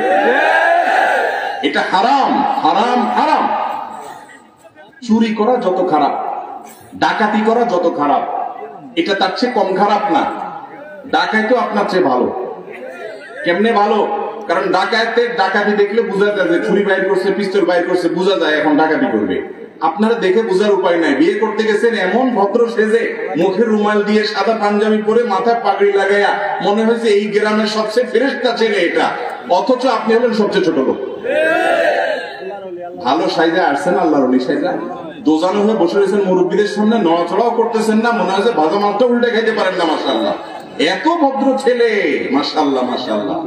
অথচ ওই বেচারা তার আস্ত মেয়েটারে উঠাই দিছে, কলিজাটা ছিঁড়ে চলে যাচ্ছে, তার সব দিয়ে দিছে। এরপরে আবার তার কাছ থেকে যদি একটা সুতারও আশা করেন, তো আপনি ছোট লোক, ছোট লোক, ছোট লোক, আপনি হারাম খাচ্ছেন। অনেক বুড়া মুরব্বী আছে, কপালে দাগ পড়ে গেছে সেজদা দিতে দিতে, কিন্তু ছেলের বাপের মেয়ের বাপের বাড়ি থেকে, অর্থাৎ বৌমার বাপের বাড়ি থেকে কিছু না দিলে ওনার মুখ কালো। আছে না নাই? চাচা এই সেজদা দিয়ে কি লাভ হবে রে বাবা? হারাম খায়া জুলুম করে অপরাধ করছিল মেয়ে জন্ম দিয়ে। ওই বেচারা অপরাধ করেছে মেয়ে জন্ম দিয়ে, যে তার অপরাধের প্রায়শ্চিত্ত হিসেবে এখন টাকা দিতে হবে আপনাকে, মেয়েও দিবে, সাথে টাকাও দিবে। এই মূর্খতা, এই বর্বরতার বিরুদ্ধে আমাদের সংগ্রাম করতে হবে। যুবকরা, আমাদের বিয়েতে কোনো সুতাও আনা নেওয়া করা যাবে না। সবাই প্রতিজ্ঞা করবেন তো ইনশাআল্লাহ? কোনোভাবে আনতে দিবেন না। মুরব্বীরা প্রতিজ্ঞা করবেন। আর আশেপাশে মহিলারা যারা ইসপিস করে আপনার মার মাথা গরম করে, আপনার বউরে এসে বলে ওই পাশের বাসার ছেলে শ্বশুর বাড়ি থেকে কতগুলো জিনিস পাঠিয়েছে, আমার জানা নাই দুনিয়ার কোথায় চলে আছে কিনা। আমের সময় আম দাও, জামের সময় জাম দাও, কাঁঠালের সময় কাঁঠাল দাও, কোরবানির সময় গরু ছাগল দাও, রমজানের সময় ইফতার দাও। আরে ভিক্ষুকও তো এত রকমের ভিক্ষা করে না। ভিক্ষুকরে কটা টাকা দিলে অন্তত সে খুশি হয়ে যায়। ভিক্ষুকও তো বলে না ভাই আমার এই শীতের সময় কাপড় দেন, ঈদের সময় সেমাই চিনি দেন, কোরবানির সময় গরু ছাগল দেন, এরপরে টাকা দেন, আমের সিজন এসে আমার আম খাওয়ার টাকা নেই, আপনি আম পাঠান। ভিক্ষুকে ভিক্ষাও তো এত আইটেম করে না, এই যৌতুক করলা যত আইটেমে যৌতুক কাজ। এটার সমূলে এই সমাজ থেকে আমরা উঠে দেব ইনশাআল্লাহ, ঠিক আছে না? এই যৌতুকের শেকড় সহ উপরে ফেলতে হবে, না হলে আল্লাহর কাছে গুনাহগার হবে। মুরব্বীরা নিয়ত করবেন তো ইনশাআল্লাহ। আর যারা আগে খাই ফেলছেন তারা কি করবেন এখন? খায়া খায়া যে তাগড়া তাগড়া হইছেন, ভাইরা আমার, আগে যদি খায়া আকাম পোকাম করে থাকেন, এখন সব জমা টমা দিয়া মাপদাপ চাইয়া আল্লাহর কাছে বান্দার কাছে ফ্রেশ হয়ে যাবে, ঠিক আছে তো ইনশাআল্লাহ? কোন মজার কথা না, সিরিয়াস কথা। কোন যৌতুক চলবে না। মেয়ের বাপের বাড়িতে আরো বেশি করে দিবেন। আপনি ছেলের বাপ, মেয়ের বাপরে সারাদিন, আমাদের দেশে অনেক এলাকায় এখনো প্রচলন আছে, ছেলের মাকে মেয়ের মা বাতাস করা লাগে। কেন? কারণ উনি কি মেয়ের মা, আর উনি কি ছেলের মা। আর এটা তো উল্টা হলো, মেয়ের মাকে বাতাস করতে হবে, খাওয়াইতে হবে, হাত পা দিতে হবে। যে বোন আপনার মেয়েটা আস্ত একটা মেয়ে তুলে দিয়ে দিছে। যারা এরকম করেন, মানুষের মেয়ের বাপ হওয়ার কারণে, মেয়ের মা হওয়ার কারণে যারা চাপাচাপি করেন, জুলুম করেন, শুনে রাখেন ভালো করে, আল্লাহ আপনাকে যখন মেয়ে দিবে তখন বুঝবেন একটা মেয়ের বাবা হলে মেয়েদের প্রতি ছেলেদের চাইতে টান বেশি থাকে। বাপ মা অনেক কষ্ট হয়, এই মেয়েটা চিরকালের জন্য একটা সংসারে চলে যাবে, পরকে আপন করে নিবে, আপনি সারা জীবন তার এই কৃতজ্ঞতা এটা আদায় করা উচিত। সেটা না করে আপনি যৌতুক কামনা করছেন। আরেকটা অপকর্ম আছে বিয়েকে কেন্দ্র করে, এটার নাম হলো বরযাত্রী। কি যাত্রী? বরযাত্রী। আরে বরযাত্রী না, ওটার নাম কি? বরযাত্রী। আমি দিছি ওটার নাম হলো বরযাত্রী। সেটা কি? আপনি আস্ত একটা মেয়ে তুলে নিয়ে আসছেন আরেকজনের বাড়ি থেকে, খুশির চোটে আপনি সবাই অলিমা খাওয়াই দিবেন, এটা হলো সুন্নাত। যে মাশাআল্লাহ একটা আস্ত মেয়ে, এত বড় করা, কত টাকা, কত শ্রম, কত চোখের পানি, কত রাত জেগে মা বাপ কষ্ট করে মানুষ করছে, আমি তুলে ডাইরেক্ট নিয়ে আসছি গায়ে করে ফুলের মালা দিয়া, সারা জীবনের জন্য এখন আমার। শরীয়ত বলে এখন স্বামীর কথা শুনলাম, আপনার কথা শুনে লাগবে না। বাহ, আপনি তুলে নিয়ে আসছেন, এই খুশির চোটে সবাই খাওয়াবেন, সেটার খবর নাই। উল্টা বরং আবারও 200 মানুষ, 300 মানুষ, 400 মানুষ, 500 মানুষ আবার বায়না ধরে, আবার এটা নিয়ে বার্গেনিং করেন, আমাদের 300 লোক যাবে, আমাদের 400 লোক যাবে, আছে না নেই? যায় তারপর মেয়ের বাপের বাড়িতে খাইয়ে আসে। এটার নাম বরযাত্রী না, এটার নাম বদযাত্রী। ঠিক ঠিক তো বলতেছেন, সবাই তো বদযাত্রী যায় এখন। বুকের পাটায় বল আছে যে বদযাত্রী যাবো না, বরযাত্রী যাবো না। বিয়ে করছো তুমি ছেলে, পারলে অলিমা খাওয়াও, আর না পারলে চুপ থাকো। শ্বশুর বাড়িতে নিয়ে আরেকজনকে খাওয়াবো, তোমার লজ্জা নেই? কেন তার বাড়িতে নিয়ে আরেকজনকে খাওয়া? হ্যাঁ, মেয়ের বাবা নিজে খুশি হয়ে তার জোর করে খাওয়াচ্ছে, সেটা ভিন্ন কথা, কিন্তু বার্গেনিং করে খাওয়া জায়েজ নাই। কিন্তু এগুলো হয় কি হয় না গ্রামে? দর কষাকষি হয়। আপনাদের এলাকা আছে এগুলা? না, আমাদের 300 লোক যাবে। একটা ঠান্ডা মাথার কথা শুনে, বিয়ে করছেন আপনি, আপনার ছেলে বিয়ে করছে, গ্রামের 500 মানুষ খাইলে আপনার কি লাভ? টাকা খরচ হলে আপনার ব্যয়ের টাকা খরচ হবে, ব্যয়ের টাকা খরচ হবে, আপনার শ্বশুরের টাকা খরচ হবে, তারা তো আপনার আপন, এখন আত্মীয় হয়ে গেছে, তাদের টাকা খরচ করে গ্রামের হাতে মুতের মানুষের খাইলে আপনার কি লাভটা? লাভ তো নাই, বরং চুলের তে নুন বেশ কম, লবণ একটু কম হইলে বদনামি হবে। অনেক এলাকায় তো বিয়ের অনুষ্ঠানে ওই চিংড়ি দেয় না, এটা নিয়ে মারামারি হয়, বিয়ে হবে না। ছোট লোক কোন লেভেলের হয়ে চিন্তা করেন। আর ওই বাড়িতে যা খাইতেছেন যে ওই রাইটই তো আপনার না, আপনি ছোট লোক, আবার সেখানে যা দাবি করতেছেন চিংড়ি দেয় না, এর জন্য আবার মারামারি করতেছে। এর চেয়ে বড় ছোট লোক আর আল্লাহ জমিন আরেকটা আছে? আল্লাহ আমাদেরকে বুঝার তৌফিক দান করুন। যুবকরা জাগবো তো ইনশাআল্লাহ, সকল অন্যায়ের মূল উফরে ফেলতে হবে। এরপরে প্রশ্ন হলো, দেনমোহর আর কাবিনের মধ্যে পার্থক্য কি জানলে উপকৃত হবো। এই প্রশ্ন বিভিন্ন জায়গায় মানুষ করে, আমি ঠিক বুঝলাম না যে এটা কেন করে। অনেকে হয়তো মনে করে বিয়েকে কেন্দ্র করে দেনমোহর এক জিনিস আর কাবিন আরেক জিনিস, দুই রকমের অর্থবোধয় দিতে হয়। না, এটা ভুল ধারণা। কাবিন সাধারণত কাবিন নামা বলা হয় বিবাহ চুক্তি যে ফরমে হয় ওটা কাবিন নামা বলে, ওটা একটা কাগজের নাম বলতে পারেন কাবিন নামা। আর এমনি কাবিন বলতে কখনো কখনো মহরেরই অপর নাম, মহর আরবি, ওটাকে অনেক সময় কাবিন বলে আমাদের দেশে বাংলা। তো বিয়ে উপলক্ষে একটাই দান করতে হয়, সেটা হলো স্ত্রীকে মোহর পরিশোধ করে দিতে হয়, স্ত্রীকে মোহর দিয়ে দিতে হয়। এটাই বিয়ে উপলক্ষে একমাত্র প্রদেয় দিতে হয়, অতএব মোহর ওইটাই দিবেন। আর কাবিন যদি আপনি মোহর অর্থে ধরেন তাহলে কাবিন যা মোহরটা একই বলতে পারেন। আর কাবিন নামা যখন বলবেন ওইটা অর্থ হবে বিয়ের ফরম। অতএব কাবিন নামে আলাদা কিছু দিতে হয়, মোহর নামে আলাদা কিছু, এরকম কিছু না, দিতে হয় একটাই। বিয়েতে মোহর যেটা ধার্য করবেন বউরে সেটা দিবেন। সেটাও আমাদের দেশে দেয় যারা বিয়ে করছেন, বইয়ের মোহর যা ধরা হয়েছে হিসেব করে সব বউরে বুঝাই দিচ্ছেন। এরকম বাপের ভূত মায়ের ভূত যারা আছেন আত্মরন্ত দেখি কয়টা বাপের ভূত আছে এই গুণী, আর সব মায়ের ভূত আপনার মান পিছনেও আছে, খুব বেশি নাই তো। উসুল উসুল আরেক 2 নাম্বারই, আরেক 2 নাম্বারের নাম কি? উসুল। আরে উসুল রে, 50,000 টাকার বাজার করছেন, উসুল লেখেন 1.5 লাখ টাকা। ঠিক ভাই রে, দুনিয়াতে 2 নাম্বারই চলবে, কিয়ামতে এগুলো সব হিসাব করে দিতে হবে। স্ত্রীকে মোহর দিয়ে দিবেন, তাকে স্বাধীনতা দিয়ে দিবেন, তোমার যা খুশি তা করো, তুমি কি করবো আমার জানা দরকার, তোমার বাপকে দাও, তোমার মাকে দাও, তুমি নিজে রাখো, স্বাধীনতা দিবে। এরপরে প্রশ্ন হলো, শীতকাল আসলে দেখে অনেকে মেইন লাইন থেকে কারেন্ট নিয়ে ব্যাডমিন্টন খেলে, এটা জায়েজ আছে কিনা? এইটা এর আগে আমরা বিভিন্ন জায়গায় উত্তরে বলেছি। ভাইরা আমার, মেইন লাইন থেকে বিদ্যুৎ নিয়ে ব্যাডমিন্টন খেললে কোন অবস্থাতে সেটা জায়েজ হবে? এই বিদ্যুৎ যে কোম্পানির অধীনে আছে, এটার উৎপাদন খরচ আছে, এটার মূল্য আছে, আপনি সেখান থেকে নিয়ে খেলতেছেন, বিল পরিশোধের নাম নাই, গন্ধ নাই, মিটারে না বিল পরিশোধ করতে করবেন, তাহলে এটা হলো বিদ্যুৎ চুরি। এটা হলো কি? তো আপনি খেলার জন্য চুরি কেন করবেন? আপনি খেলতে মনে চাইছে ব্যায়ামের উদ্দেশ্যে খেলেন। খেলা এই যে ফুটবল ভূতের মতো পড়ে থাকে টেলিভিশনের সামনে, এগুলোর চাইতে যারা এই ব্যাডমিন্টন খেলে তারা 1000 গুণ উত্তম।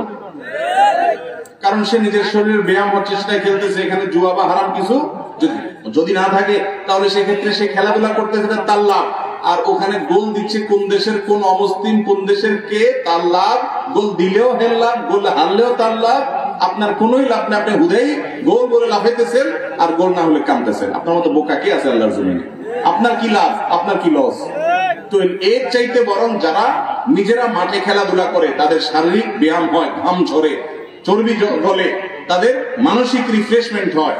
নবী করিম সাল্লাল্লাহু আলাইহি সাল্লাম দৌড়াদৌড়ি, তীর প্রতিযোগী, তীর মারা প্রতিযোগিতা, শুটিং এবং এ জাতীয় খেলাধুলা যেগুলো আছে সেগুলোকে তিনি উৎসাহ দিতেন এবং সাহাবীদেরকে এগুলোর অনুমোদন করতেন নবী করিম সাল্লাল্লাহু আলাইহি সাল্লাম। বিধায় শরিয়ার সীমানার মধ্যে থেকে খেলাধুলা করলে সেটা জায়েজ আছে, বরং ভালো উদ্দেশ্য করলে সেটা অনেক ভালো কাজও হতে পারে। বিশেষ করে মুসলমান তার শারীরিক ফিটনেস ঠিক করে রাখবে, যে কখনো আল্লাহর রাস্তায় জিহাদ করার দরকার হলে যেন সে করতে পারে। কিন্তু তাই বলে আপনি ব্যাডমিন্টন খেলার জন্য মেইন লাইনের বিদ্যুৎ চুরি করে তো আপনি এই শারীরিক কসরত বা ব্যায়াম খেলা খেলতে পারেন। এখন যুবকরা বলবেন তাহলে কি খেলা বন্ধ করে দেবো? না, বন্ধ করার দরকার নেই। কোন এক বাসা বাড়ি থেকে যেখান থেকে এই বিদ্যুতের লাইনটা নিলে কোনো অসুবিধা হবে না, লাইন এটা নেওয়ার মতো ক্যাপাসিটি আছে, সেখান থেকে লাইনটা নেন এবং ওই বাড়ি মালিককে রাজি করান যে চাচারে বাবারে আমরা একটু খেলবো, কয় টাকা বিল আসবে আমরা মাসে মাসে দিয়ে দিব। এরপর আপনি করেন। আপনি মেইন লাইন থেকে বিদ্যুৎ দিতে পারবেন না। অনেকে সরকারের উপরে নাখোশ হয়ে, নারাজ হয়ে বলে যে না, এইটা জায়েজ আছে। আপনি সরকারের উপর, আপনি আমার উপরে কোনো কারণে নারাজ, তাই বলে কি আমার কোনো জিনিস আপনি ব্যবহার ছাড়া নিতে পারবেন? এটা কোনো জায়েজ হওয়ার কোনো রাস্তা হতে পারে? এই জন্য ভাইরা এই কাজটা করা যাবে না। ব্যাডমিন্টনের কথা কি বলবো আর, অনেক ওয়াজ মাহফিল হয় মেইন লাইনে বিদ্যুৎ দিয়ে। মাহফিল কর্তৃপক্ষ বিল দেওয়ার তো করতে গিয়ে মিটারে না, বিল দেবো করতে গিয়ে ডাইরেক্ট নিয়ে নিছে। আপনার পারমিশন কে দিছে? অবশ্যই আপনি বিল পরিশোধ করবেন, আর না হলে যার মিটার আছে তার থেকে অনুমতি নিয়ে আনবেন। বিদ্যুৎ চুরি করে আপনার ওয়াজ শুনেতে কেউ বলে গাছের গোড়া কেটে আগা দিয়ে পানি দিলে হবে না। আল্লাহ আমাদের বুঝার তৌফিক দান করুন, আমিন। এরপর প্রশ্ন হলো, অন্য স্ত্রী কৌশলে বা প্ল্যান করে তালাক নেওয়াইয়া ও ইদ্যত পালন করাইয়া বিয়ে করলে শরীয়ত সম্মত হবে কিনা? কারণ স্ত্রী, আল্লাহ মাফ করো, এরকম কৌশল করে যদি কেউ তালাক নেওয়া এবং সে তাকে পরবর্তীতে বিয়ে করার পরিকল্পনা করে, এ সাধারণ জেনাকারী না, বরং একটা সংসার ভঙ্গকারী এবং একজন মানুষ, একজন পুরুষের হক নষ্টকারী, একজন নারীর হক নষ্টকারী, পরকীয়ার মতো ডেঞ্জারাস রোগের রোগী। পরকীয়ার অপরাধে যদি কোনো বিবাহিত মানুষ জড়িয়ে যায়, আল্লাহর জমিনে যত দণ্ডবিধি আছে ইসলামী শরীয়তে, ইসলামী দণ্ডবিধিতে সবচেয়ে কঠিন দণ্ডবিধি কোথার জন্য? এই পরকীয়ার জন্য। এত ডেঞ্জারাস অপরাধ, এত ভয়াবহ অপরাধ। এই জন্য পরকীয়ার পথগুলো সব বন্ধ করতে হবে, এই পথ বন্ধ করতে হবে। এবং যদি কেউ এরকম অপরাধ করে, সে সাধারণ কোনো কবিরা গুনাহ করে নাই, বরং মহাপাপের মহাপাপ সে করেছে। আল্লাহ তাআলা আমাদেরকে হেফাজত রাখুন। এরপর প্রশ্ন হলো, যারা বিধর্মী ফুটবলারদের সমর্থন করে এবং তাদের নিয়ে মারামারি ও ঝগড়া করে, তাদের সম্পর্কে ইসলাম কি বলে? তাদেরকে ইসলাম কি বলে এটা পরে বলি। তাদেরকে আমরা বলি কলুর বলদ। কলুর বলদ চিনেন? চিনেন না? কলু হলো এক ব্যক্তির নাম, কলু হলো একটা লোকের নাম। কলুর বলদটাকে, বলদ হলো, কলুত একটা ঘানি আছে, ঘানি, সরিষা ভাঙার ঘানি, বুঝলেন? ঘানি আছে, বলদ আছে, বলদের ঘাড়ে জোয়াল দিয়া চোখ বাইন্ধে দেয় কলুয়ে। দেওয়ার পর বলদের হইট হইট করে, বলদ হাঁটা শুরু করে। এবার চারপাশে শুধু ঘুরতে থাকে। বলদ মনে করে কি, গোয়াল ঘরের এই বন্দি জীবন থেকে মুক্তি হয়ে আমি জানি কোন উন্মুক্ত বনে চলে যাচ্ছি, ঘাস আর ঘাস, সেখানে শুধু চোখ বানাতো, শুধু স্বপ্ন দেখে। দেখি সে দৌড়াতে থাকে আর দৌড়াতে থাকে। এদিকে কলু সরিষার দানা দেয়, নিচ দিয়ে টপ টপ করে সরিষার ফোঁটা পড়তে পড়তে তার বালতি ভরে যায়, তেল কামাই করে। তো কলু বলদরে চোখ বাঁধে দিয়ে দিছে হাঁটার জন্য। কলু বলদে হাঁটতেছে হাঁটতেছে খুশির চোখে, সে মনে করতেছে কি কামাই করে ফেলতেছে, কি খুশি হয়ে যেতেছে, কি অর্জন করে ফেলতেছে, কিছু একটা উল্টে ফেলতেছে। সে হাঁটতেছে আধা ঘন্টা, 1 ঘন্টা, 2 ঘন্টা, 4 ঘন্টা, 6 ঘন্টা হাঁটার পর কলুর 2, 4, 5, 10 লিটার তেল হয়। এগুলো বেঁচে তার পয়সা হয় কসকসা। আর বলদে সারাক্ষণ হাঁটার পর চোখটা যখন খুলে দেয়, দেখে যে ওখানে দাঁড়িয়েছে। কোন দেশের কোন খেলোয়াড় খেলতেছে, সেই দেশের এম্বাসিটাও আমার দেশে নাই, আমার দেশের এম্বাসিও ওই দেশে নাই। তাদের দেশের সাথে আমাদের দেশের রাজনৈতিক সম্পর্ক নাই, কূটনৈতিক সম্পর্ক নাই, অর্থনৈতিক সম্পর্ক নাই, বাণিজ্যিক সম্পর্ক নাই, ধর্মীয় সম্পর্ক নাই। আমার রবকে ওই খেলোয়াড়ের রব হিসাবে স্বীকার করে না। ওদের জামা কাপড়ে বিভিন্ন জায়গায় সমকামিতার প্রমোশন করার জন্য যে রংধনু আছে, সে রংধনুর আপনার বিভিন্ন সিম্বল তারা বহন করে, বিভিন্ন উল্কি তাদের শরীরে আঁকে, সিম্বলিক। যারা আমার রবকে, দ্বীনকে শুধু মানে না তা না, তারা আল্লাহর বিরুদ্ধে বিদ্রোহ করার সামিল এরকম কাজগুলো করে। আর আমার দেশের সাথে তাদের কোনো সম্পর্ক নাই। তাদের দেশের পতাকা দিয়া নিজের পয়সা টাকা খরচ করে তাদের জন্য সমর্থন করা, তাদের জন্য পতাকা উড়ানো, তাদের জন্য জার্সি কিনা, তাদের জন্য লাফালাফি করা, মাতলামি করা, উন্মাদনা করা, পাগলামি করা, ঝগড়াঝাটি করা, রাতকে রাত জেগে থাকা, এই সব কিছু করার পর আমরা মনে করতেছি, উল্টে ফেলতেছি, অনেক কিছু হয়ে যাচ্ছে, আমি অমুক দেশের সমর্থক, তমুক দেশের সমর্থক। দিন শেষে আমাদের এই সমস্ত আবেগকে পুঁজি করে ওই আসর জমজমাট হচ্ছে। ওরা ডলার আর পয়সা কামাইতেছে কলুর তেলের মতো, আর বলদের মতো আমরা ঘুরতেছি। এই জন্য আমি বলি, এগুলো হলো কলুর বলদ রে ভাই। লাভ কি বলেন? আপনার কি লাভ? আল্লাহ তাআলা আমাদেরকে বুঝার তৌফিক দান করুন। লস আছে, অনেক লস। ওই পর্দাতে যখন খেলা দেখেন, শুধু খেলা আসে না, আরো কিছু আসে। হারাম জিনিস দেখা লাগে না? আল্লাহর প্রতি যার ঈমান নাই, আপনি তাকে অপছন্দ করার কথা, কিন্তু আপনি তাকে পছন্দ করেন না, শুধু আপনার হট ফেভারিট সে। এটা ঈমানের সাথে কখনো যায় না। এরপরে খেলা তো আর খেলা না, এটা উন্মাদনা। রাত 3টা বাজে খেলা, সব বসে আছে অপেক্ষা। কিসের জন্য? 3টা বাজে খেলা শুরু হবে। আহা, এই যুবক জীবনে একবারও ফজর নামাজের জন্য এভাবে অপেক্ষা করে না। মিছিল বাইর করে কপাল পোড়া, কোথাকার কোন দেশের জন্য। আল্লাহ আমাদেরকে বুঝার তৌফিক দান করুন। এগুলো বললে যুবকরা মন খারাপ করে, বলে যে হুজুর, ইসলামের তারিখে কোনো খেলাধুলা বিনোদন নাই। কে বলছে নাই খেলাধুলা? আমরা নিয়মিত প্রায় খেলাধুলা করার চেষ্টা করি। কে বলছে না? ফুটবল খেলেন, হাডুডু খেলেন, ক্রিকেট খেলেন, ব্যাডমিন্টন খেলেন, দৌড়াদৌড়ি খেলেন, গোল্লা শুট খেলেন। শরীয়তের সীমানা লঙ্ঘন করিয়েন না। হাঁটু আপনার ঢেকে 3/4 প্যান্ট পরে আপনি করেন, পারস্পরিক লেনদেন করেন না, জুয়া রাখিয়েন না, খেলাধুলা করেন। ওই খেলাধুলা সরাসরি দেখেন, হারাম কিছু না দেখা লাগলে। ইসলাম সেগুলো জায়েজ আছে। নবী করিম সাল্লাল্লাহু আলাইহি সাল্লাম বিনোদনের জন্য বহু ব্যবস্থা রেখেছেন। তিনি একবার বাজারে গেছেন, নবীজি বাজারে যায় দেখে কোন এক জায়গায় দুইটা গোত্রের লোক তীরন্দাজি করতেছে, শুটিং যেটাকে বলে, এটাও অলিম্পিকে আন্তর্জাতিক বিভিন্ন খেলায় হয়, টার্গেট ওয়াইজ মারা, এরকম একটা খেলা তারা করতেছে, তীর মারামারি করতেছে টার্গেট অনুযায়ী। দুই গোত্র, নবী করিম সাল্লাল্লাহু আলাইহি সাল্লাম এসে তাদেরকে উৎসাহ দিয়ে বলছেন, আমি তোমাদের সাথে আছি, হ্যাঁ খেলা চালাও। তখন যাদের পক্ষে আছে নবীজি বলছেন, প্রতিপক্ষ যারা আছে তারা সব চুপ হয়ে গেছে, একদম চুপ, তারা কেউ তীর মারে না। নবীজি বলে, কি আবার বসে আছে কেন মারো? বলি, ইয়া রাসূলুল্লাহ, আপনি ওদের সাথে আছেন, ওদের পক্ষে আপনি আছেন, ওইদিকে কিভাবে তীর মারি আমি? তখন নবী করিম সাল্লাল্লাহু আলাইহি ওয়াসাল্লাম, ঠিক আছে আমি দোনো দলের পক্ষে আছি, তোমরা তাও খেলো।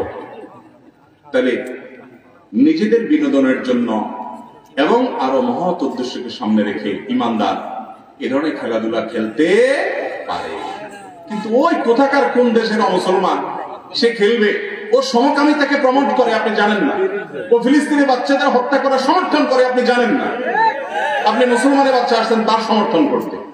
এদেশে বহু মানুষ না খেয়ে আছে, আপনি লক্ষ লক্ষ টাকা দিয়ে পতাকা বানাচ্ছেন, আপনি জার্সি বানাচ্ছেন, গরিবকে দেওয়ার দরকার নাই, ওই টাকা দিয়ে আপনার মায়ের জন্য একটা আইসক্রিম কিনে নিয়ে যান, বোনের জন্য একটা কাপড় কিনে নিয়ে যান, জামা কিনে নিয়ে যান, নিজের জন্য কিনে নিয়ে যান। নিজের বাপের জীবনে একটা সুতা কিনে দিতে মনে চাই নাই, বাপের টাকাই জমায় জমায় বাপকে একটা গিফট কোনদিন দেন নাই। আপনি কোথাকার কোন অমুসলমানের জন্য, কাফেরের জন্য, মুশরিকের জন্য, আল্লাহ দুশমনের জন্য আপনি টাকা দিয়া জামা কিনছেন, জার্সি কিনছেন, পতাকা কিনছেন, আল্লাহর কাছে জবাব দিয়ে করা লাগবে না এগুলো?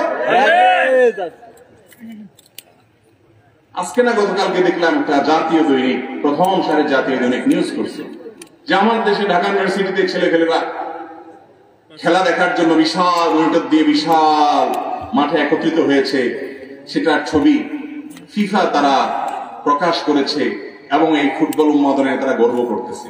দুনিয়ার আর কোন দেশে মানুষ এত বেকুব পাই না যত বেকুব পাইছে বাংলাদেশে।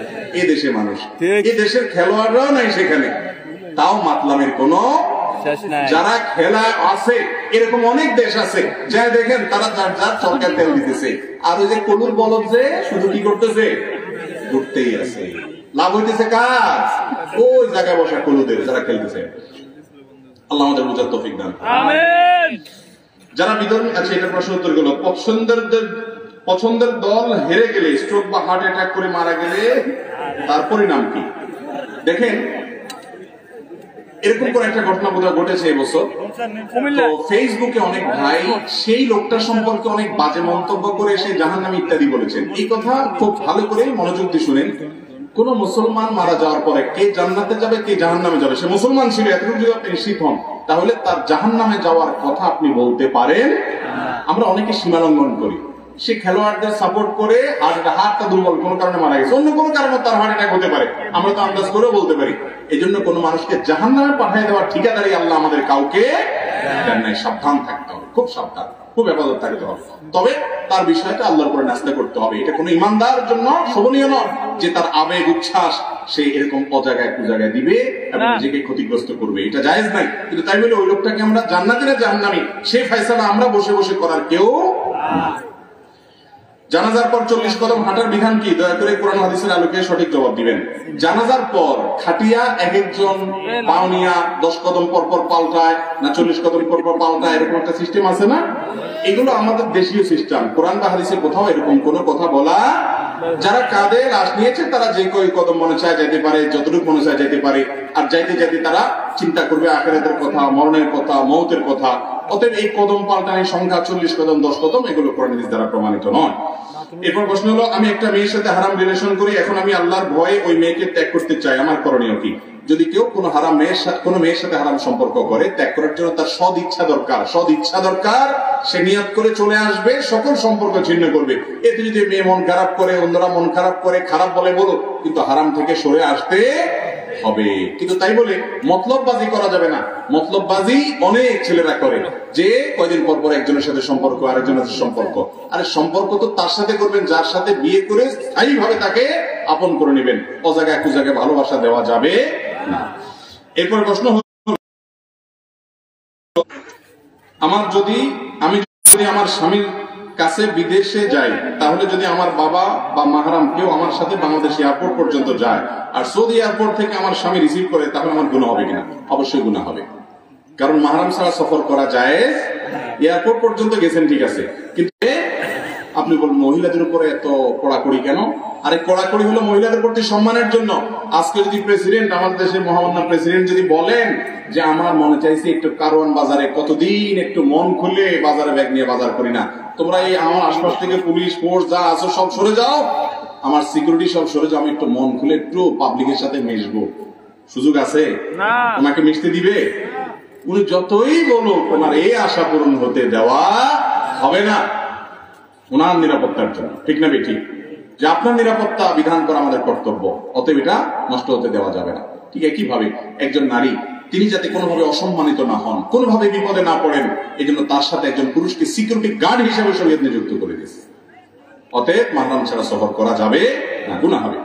এরপর প্রশ্ন হলো, হিন্দু মুসলিম কিয়ামতের দিন কি একসাথে সবার হিসাব হবে নাকি শুধু মুসলমানদের হিসাব হবে? গুরুত্বপূর্ণ প্রশ্ন। কোরআন কারীমে সূরা বাকারা 281 নম্বর আয়াতে আল্লাহ তাআলা বলেছেন, ওয়াত্তাকু ইয়াওমান তুরজাউনা ফীহি ইলাল্লাহ সুম্মা তুওয়াফা কুল্লু নাফসিন মা কাসাবাত ওয়া হুম লা ইউজলামুন। তোমরা আল্লাহকে সেই দিনকে ভয় করো যেদিন তোমাদের সবাইকে আল্লাহর কাছে যেতে হবে, এবং প্রত্যেকটা প্রাণকে, প্রতিটা মানুষকে, হিন্দু আর মুসলমান আলাদা নাই, সকল মানুষকে যার যার প্রাপ্য বুঝিয়ে দেওয়া হবে তার কর্ম অনুপাতে। অতএব হিসাব শুধু মুসলমানের হবে না, সকল মানুষের হিসাব হবে। মানুষ তো মানুষ, এমনকি কোন প্রাণী একজন অন্যজনের প্রতি জুলুম করেছে সেটাও তাদেরকে জীবিত করে ওই দিন প্রতিশোধ নেওয়ার পর তাদেরকে মাটির সাথে মিশে যেতে বলা হবে। বিচারের বাইরে কেউ থাকবে। অতএব বিচারের জন্য কি দিতে হবে? প্রস্তুতি গ্রহণ করতে হবে। পুরুষের জন্য ডায়মন্ড বা অষ্টধাতুর আংটি ব্যবহার করা যাবে কি না? আমাদের দেশে এখন অনেক কমে গেছে। একসময় দেখা যেত ফেরিঘাটে, বিভিন্ন রাস্তাঘাটে, বাস স্ট্যান্ডে অষ্টধাতুর আংটি বিক্রি হয়, তাই না? দাদা ভাই এটা ভরা কণ্ঠে রেকর্ড করা ক্যাসেট শুনছেন আপনারা? কত জীবনে বারবার আমরা হাজারো বার শুনছি। সেখানে বলা হয় যে কি শনির দশা, রাহুর গ্রাস, তারপরে কালের দৃষ্টি, এগুলো থেকে বাঁচার জন্য, আপনার কপাল পরিবর্তন, ভাগ্য পরিবর্তনের জন্য এই অষ্টধাতুর আংটি পরীক্ষিত, বিফলে মূল্য ফেরত। অষ্টধাতু কি? রূপা, তামা, এটা সেটা, এইগুলা বলে ব্যবহার করে, এগুলা আংটিতে ব্যবহার করলে তার নাকি ভাগ্য চেঞ্জ হয়ে যায়। সম্পূর্ণ ইমান বিধ্বংসী একটা বিশ্বাস। কেউ যদি এটাকে সিরিয়াসলি বিশ্বাস করে, ঠিকই অর্থ নেয় যে আমার ভাগ্য পরিবর্তন এই অষ্টধাতুই করতে পারে, তাহলে ইমান পর্যন্ত চলে যেতে পারে। এত ডেঞ্জারাস একটা বিষয়। আমরা এটা খুব ছোট জিনিস মনে করি। ছোট জিনিস না এটা, ছোটখাটো বিষয়, অনেক বড় ধরনের অপরাধ। এটা শিরকে আকবর হয়ে যেতে পারে। কারণ ইমানদার বিশ্বাস করবে তার ভাগ্যের সকল কিছুর নিয়ন্ত্রণকারী কে? লা ইউরাদ্দু তাকদীরু ইল্লা বিদুআ। তাকদীর দোয়ার মাধ্যমে পরিবর্তন হতে পারে। আল্লাহর কাছে দোয়া করবে বান্দা। ওই অষ্টধাতুর কোনো ক্ষমতা, পুরাটাই বোগাস এবং ভুয়া। এটা বিশ্বাস করলে ঈমান নষ্ট হতে পারে। বিধায় এগুলো করা যাবে।